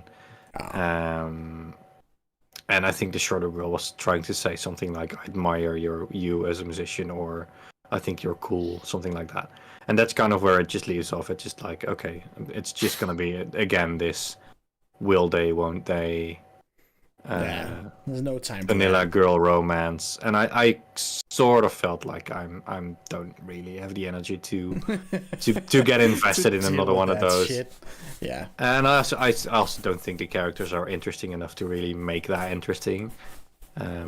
So if I'm left with a premise that doesn't really click with me and a pair of main characters that struggle to stand out with me, then I'm kind of lost on a reason to continue. So that's why I dropped it. But I mean, if you're really into this type of show, then I can see why it speaks to you. All right. I don't have that much to say about it, but All right. Then we will move swiftly along to Seiyu Radio. You're both watching this, right? Yeah. I dropped it during episode 2. Oh, I only watched the first episode. It's about two girls who kind of hate each other, but then they get the same radio gig together. And I don't know entirely what I was expecting from this, but I was expecting it to be a bit more funny and interesting. Instead, it's like these two girls just kind of have mild disagreements with each other, and by the end of episode 1, they're already trying to like work out their problems and be like, "Hey, let's God damn it. let's take this job seriously, and and that make it fun for both of us." I was hoping they would just hate each other for the entire duration. Yeah. So why'd you drop it? Whoops. I mean, sort of similar to what you say, where it also already started to had to watch a kind of a boring place, where all the actually fun frictions and hate between these characters started to sort of be rubbed away and just eased out. I will say the initial premise wasn't super exciting for me either. I'm not sure what I expected going into it. I sort of like the idea of them having this radio show, playing these characters that are somewhat distant from their own personalities. They play these like angelic, obvious, Seiyu idol classic. Oh, look at us being pure and perfect. But one of the girls is actually really cynical and gloomy, and the other is just a Gyaru. So that maybe that attracted me a bit into the premise. But it just felt like it wasn't really going anywhere. Their dynamic didn't really interest me. The radio show thing didn't really go anywhere, I felt like. So it just sort of fizzled out into disinterest. I will say that there's one character in this show that I feel like should be more prominent, and it's the fucking the producer girl with like bags under her eyes and her hair I love back, her. wearing like baggy jeans. She's so me. She's such a vibe. Like just looking at her, Are you you're telling like, me there's this anime show girls with tired, baggy eyes? She's everything like tired, baggy eyes. She has like one of those patches on her forehead to cool her off. And she's wearing like fully gray, baggy clothes, and has like her hair pulled back. That is my weakness. That's the element I'm weak to. I mean, she seems tired women. she's just like she's. I want the show to be about her, honestly, and that's kind of the only thing interesting about the show. I feel like the other two characters are just kind of bland, and their conflict just kind of fizzles out quickly and starts becoming bland.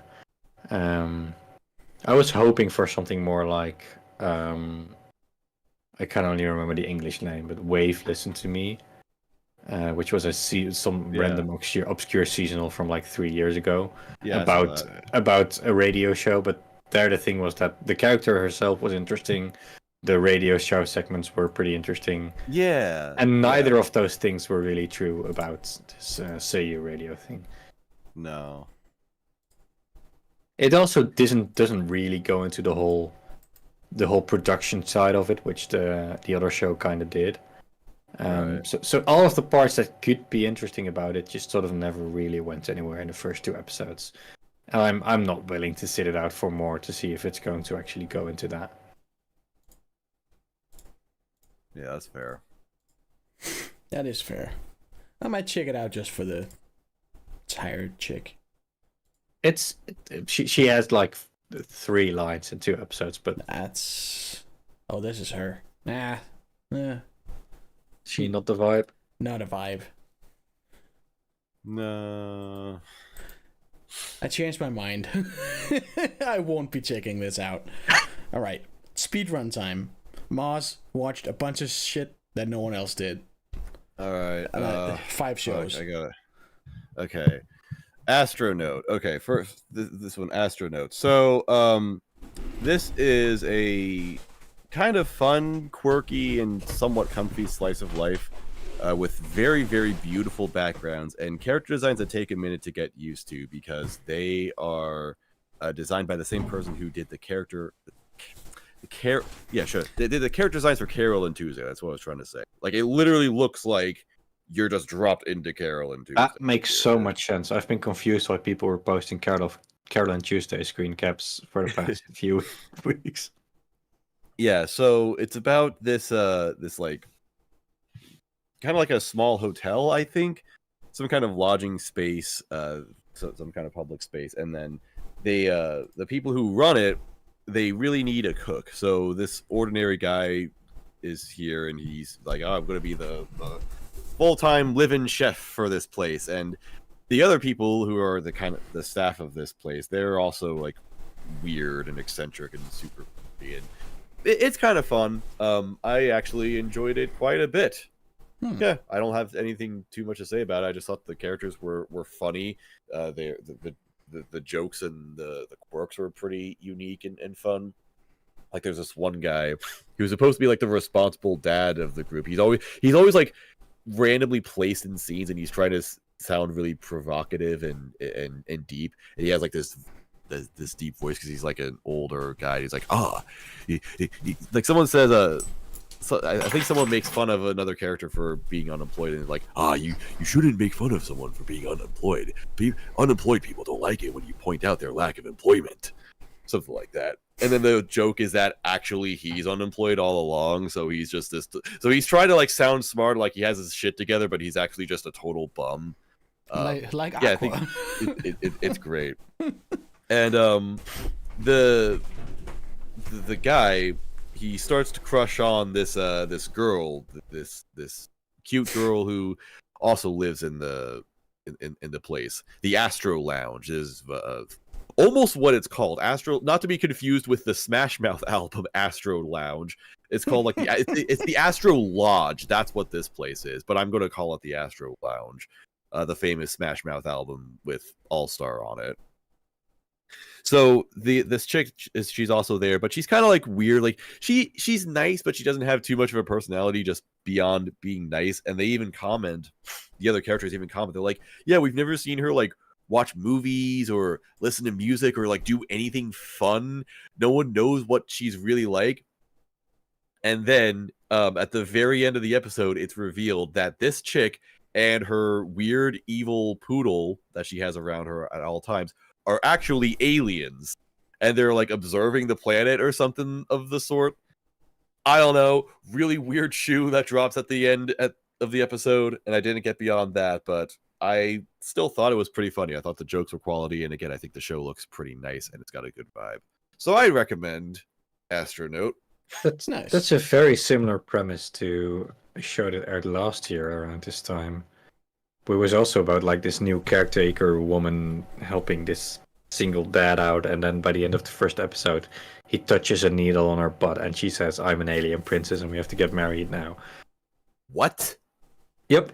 So I don't know why there are two shows with this premise. I don't know why, but that sounds familiar. Yeah, it's I don't know what it's called. Like it's not the Angel Next Door, but it's something along those lines. That might have been what it's called. Sounds there right. was a show called The Angel Next Door. No, but this is like a grown blonde woman that looks. The Angel Next Door was like The Angel Next Door, but for adult women fetishists. Yeah, but she has a needle coming out of her ass, and then he accidentally touches it, and they have to get married. That's a shitty place to have a needle. Anyway, Urusei Yatsura. Anyway, the next thing on my list is called Oblivion Battery.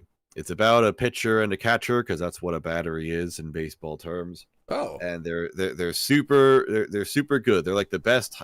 It's like the best high school pitcher and the best high school catcher together.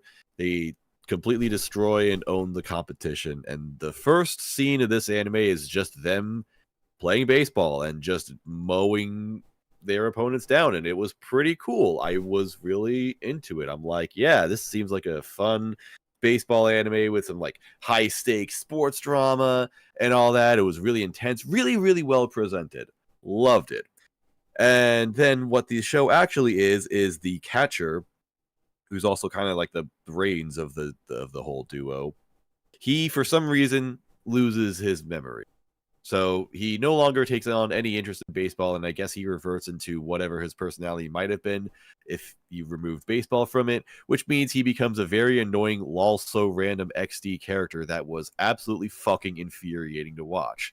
Like, you ever meet someone like me who thinks that they're funny all the time, so they say weird things all the time? That's this character. This guy gets his entire personality from watching Critical, so he just screams nipples all the time. Like nipples and breasts, and like that's his entire thing. And he's like, that's my clever one-liner right there. Nipple hair. I said it. Boom. Got fucking knee slapper right there. That's this character, and that's like most of the show. And they do play baseball again, but it's not as fun or interesting. So the premise of the show is that they're now these two guys, the old battery, they're now in this school that doesn't even have a baseball team. And I guess they have to eventually rekindle their passion for playing somehow. Is he a Mamoru Miyano character? Because he looks like one in the picture. Yes. That's a good call. Yeah. Yes. And it is the worst Mamoru Miyano performance I have ever heard. Okay, this sounds unbearable. This sounds like my waking nightmare. His voice is whiny and repulsive, and yeah, it's really annoying. I dropped it. It's bad, which is such a shame because, again, I really liked that opening scene. That was pretty cool. But oh well. Fortunately, I now have good baseball to watch in my real life, so I don't have to find substitutes for it. So I don't need this show anyway.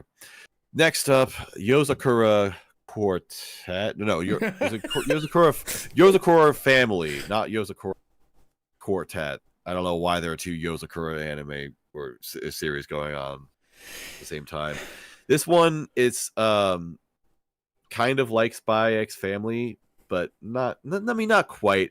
So the main character, his entire family died for whatever reason. So the only person he has left, the only person he trusts at all, is his childhood waifu, who, you know, they're super close, they're good friends in school and all that good stuff.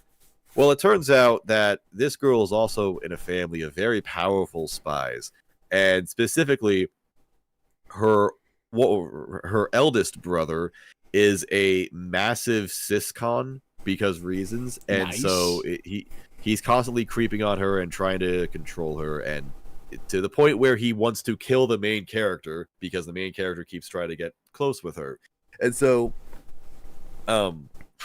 this girl's family, she takes they take this guy in, and they say the only way we can get our brother to stop the only way we can get our brother to not kill you, because he's just too powerful, we can't actually stop him, is if you two get married, because then he won't be able to do anything. So that's what happens then. But the guy is still like not happy about it. He's like, oh, I'll figure out how to break you up, and I'll get you, and I'll be able to protect this girl or something. It's weird. Like, the guy is fucking weird, and all the characters in this series are weird. It's one of those shows with just a cast of characters where all of them have some kind of weird personality, and they all look weird and all that kind of stuff. It's just pure like ridiculousness, but it's fun. I like it for that reason.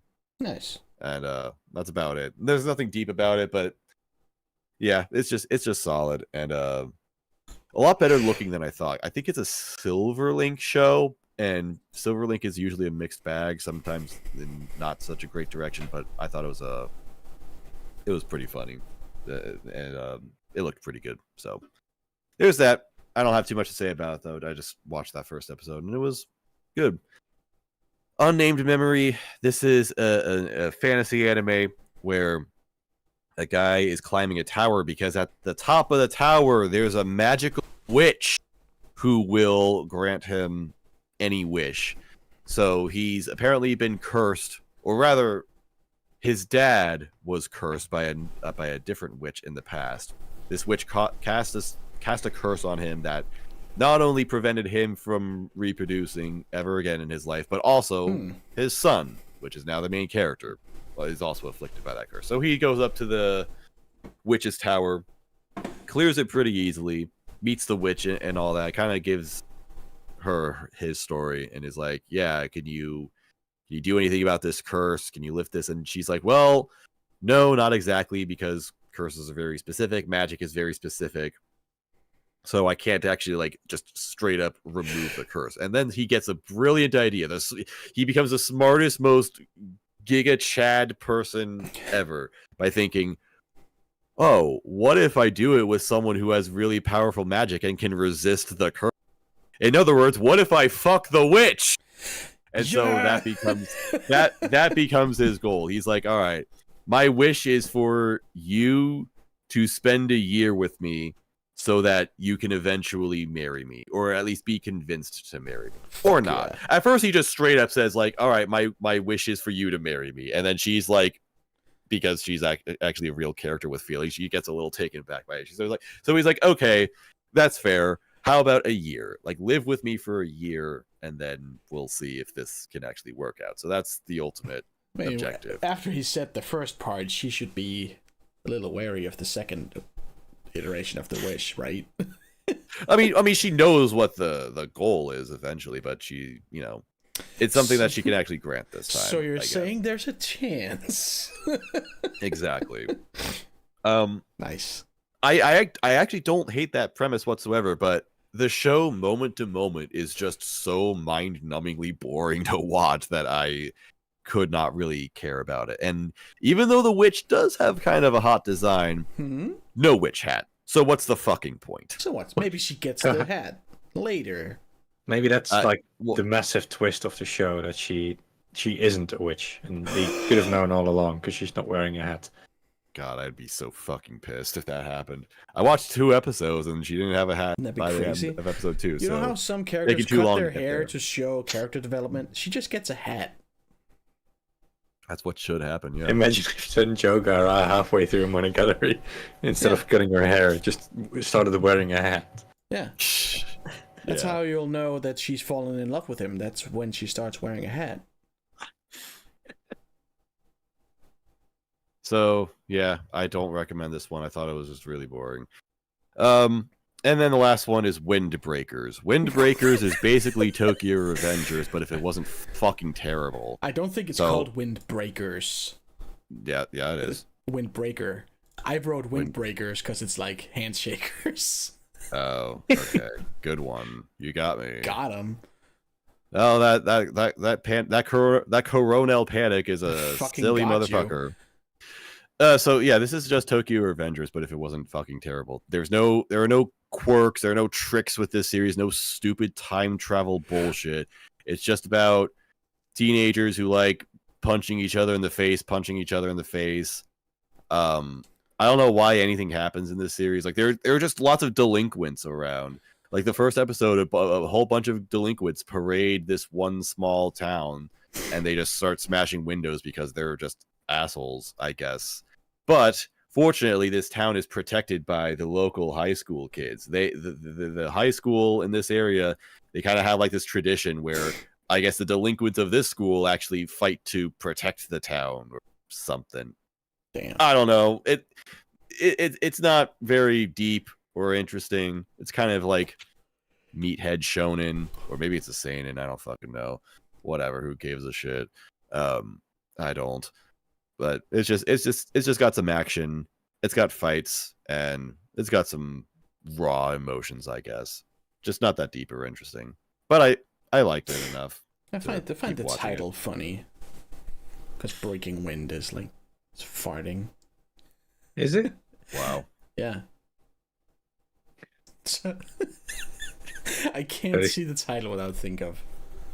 I think it's just a stupid way of saying farters. We're the farters. Don't mess with us. Gas. We're the farter. Gas bastards. Yeah, gas bastards. That's right. That's it. That's all I got for all of those shows. Right. And then I have 2 that only I have watched. I'll be quick. One is Blue Archive. Which, if that sounds familiar to you, it's because it's that shit is a 2-pack of ass. The fuck are you talking about? That stinks. It is rapidly about to overtake Toho Project in like amount of porn. That's impossible. It's making a serious effort. There's so much. That feels fast. I mean, hasn't this been out for like a few weeks, or is this based on a very popular? It's a gacha game. It's a gacha game. Right. Why is Azusa there? What? Get back to fucking Kaon. Don't be with a gun and a halo. So yeah, it's. I don't know what the fuck this is about. It's all these girls with halos, and I think they're all in high school, but some of them look very grown up. Some really don't. And they're all hitting on the same teacher. That's like the vibe I get from what I know of the series. Is everybody's dating the teacher? Who just goes by sensei. Scrolling through the character list, it's like 30 different girls. Yep. Then there's one dude named Sensei. He doesn't even have a name. He doesn't have a name. And then there's a cat wearing a bandana named Master Shiba. That sounds right. And that's the show. As far as I can tell, the entire series is just girls with guns and these weird elaborate halos, and they're all trying to date the teacher who doesn't have a name. He only just got a character design. He used to just be this weird sketch. So when he got a character design, that was revolutionary for the fan base. Anyway, so much porn with him. Anyway, this shit sucks. It's bad. But I'll keep watching it for a little bit. I might drop it and pick up Salad Bowl instead. Anyway, now on to some good anime. The one that made Mars almost die on stream. Reborn. Oh, that's what this one is. Yes. I didn't recognize the title. What is the full title? It's the title of this is Warning Shotokan. If you watch this show, go to jail. Do not pass go. Do not collect $200. Majutsu, blah, blah, blah, blah, blah. Reborn as the seventh son, so he has peace and quiet to study magic. With the worst character designs of all time. For some reason, this guy is drawn like later Hosen with the fattest ass you've ever seen. You say for some reason. You know why they fucking drew him. I don't know that Shotacons want their Shotas to have fat asses. So is this like the Oppai Loli of Shota? Kinda. Yes. He's got I have specifically seen people. I have specifically seen people describe this character as male Kana. Well, he as is. in Maid Dragon Kana.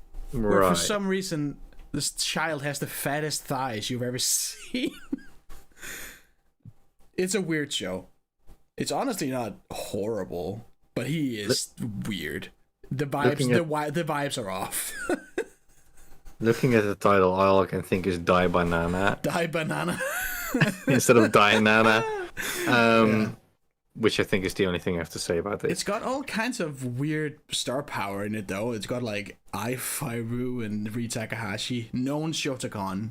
Ri Takahashi. As a character we haven't seen yet. It's an interesting show. I don't know if I'm gonna stick with it. It's alright in terms of like, well, it's not really an isekai because he's reborn, but in the same world, just as a prince.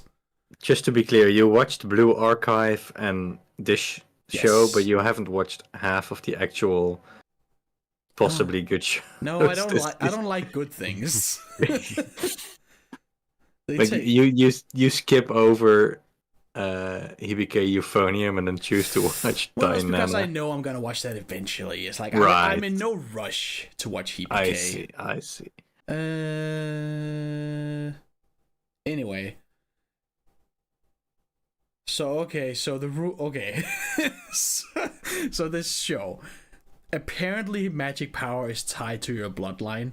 So what we see in the very beginning is the main character getting murdered by a wizard because he's a shitty magician because he's lowborn, and then he's reborn as a prince and he blasts a hole through the roof the minute he's born. And that's it. It's just him being really overpowered because he's good with magic. He studied magic because he was bad at it in his previous life. Now he has a lot of magical power and he understands it well. So he just one-shots everything. It's not good. But it's entertaining. I is great as the demon goat. That's it. And the only ongoing show any of us are watching, Dungeon Meshi. And I would just say, listen to me and Sinners talk about it. We just did a halfway retrospective and predictions thing about the series because we've both read it. It's great. Go and read it. It's complete. It's finished. Beautiful manga. Great story. Good times all around. Or you could just watch the show because it's also peak. It's a very faithful adaptation. And it's something I'm very happy to have to look forward to every week. Are any of you watching it? No, you haven't started it yet, right? I haven't watched it either. Oh my god. Lol. Jesus fucking Christ. Oh, you watched all the other shit instead of this? I didn't really watch anything last season, so since it's continuing, I haven't picked it up yet. But I might check it out sometime. But I've got it's other stuff. So good. It's so nice, and now it's gonna get to the really weird part, like when the series takes a dive from casual monster meal of the week into eldritch nightmare. I'm just kind of getting tired of fantasy stuff. But this is like, I mean, it is fantasy, but it's much like we talk about Kaiju number 8, going into the logistics of cleaning up after a monster attack, and like it's like the I don't know what you would call it, like the nitty gritty of being an adventurer, like all the practical little things. The attention to detail is insane. Yeah, I get that, but I don't know. I just look at this picture of the guy in the big suit of armor, and my brain immediately goes in this "here we go again" state. But I'll get around. I know it's different, and I know that everyone kind of is tired of boring isekai or boring fantasy, and the fact that this has gotten so much attention and so much Trigger is doing an so much incredible engagement. Job. I also don't like Trigger, so that doesn't help me. And the merch has been off the hook. Like, I see new shit on Twitter every day. Like, official merchandise for it is just, it's awesome. I want all of it. I'll probably get around to it, and I'll probably like it. In a year, I want to have my entire kitchen just be official Dungeon Meshi kitchenware. Is there that much that you can just dick out an entire kitchen? Probably. It's like, you can get like all of Senshi the cook, like you can get his pot and his knife and stuff like that. You can get soup bowls shaped like these pumpkins in the picture. It's gonna be more cool. Too. It's pretty amazing. I guess it also got a little overshadowed by Freerun just being so big as a fantasy show that this and that's sort of ended up being overshadowed, and that's maybe why I think it's picked up in more people talking about it now because Freerun is over. So like the bandwidth is there for people to to start watching this. Cool. Yeah, I'm excited for more people to check it out. I want everybody to watch it. It's my favorite. It's so good. Yeah. And that's it for this season. What a bunch of shit, huh? Little fuckers. Little fuckers. Yeah, it's a fun season. I like the season quite a lot. It's pretty... There's a lot. Like, when you send in the lists of stuff you're watching, I'm like, we have so little overlap. Usually there's like several shows that everybody's watching. In this, I don't think there's actually a single one. No. Because I hadn't started Hibike and neither had Moss. So it would be Konosuba, but you're not watching that. And yeah. There's not a single show on this entire list that we were all watching. Sorry. No. Blame it on me dying this week. I think you watched more than I did, so you have like 5 shows in your solo section. I don't even have a solo section. The stuff that I'm looking at, like, what the fuck is all this? Astronaut, Oblivion Battery. I just watched all the obvious shit, just the big sequels and a handful of relatively popular stuff. So I mean, I like the season a lot. I think between Hibike and Eurocamp, there's some really comforting sequels that are gonna be good, and Konosuba if you're into that. And I like Girls Band Cry a lot as a new show. The train show is really interesting. So there's kind of, I feel like there's a bit of everything. I mean, I think I'll pick up Salad Bowl. That sounded pretty good. Salad Bowl's pretty fun. Yeah, I mean, it's a good season. I've been positively surprised by the Loser Ranger show and Kaiju No. 8. It's gonna be fun. So yeah, with those words, we're gonna leave. All right. Thank you. I guess that's it. Bye. Bye. No, thank you all for listening, and thank you both for joining us. For joining me. Yeah. Thank you both for joining us. For joining like the royal us, me. Sorry for my unhingedness. I'm literally falling asleep in my chair right now. I mean, you could be taking up the audience in the us, so we are joining the audience. Yes, we're joining the audience. The audience is joining us, and thank you, Dr. Whoops, for joining us as another new member of the pod in an official capacity. You can still take it back. We can still take backsies. No, I think you did a good job. So yeah, happy to be here whenever I can. Happy to have you on board. And with that, let's get out of here. Thank you, everybody. We'll see you in 3 months. Yeah.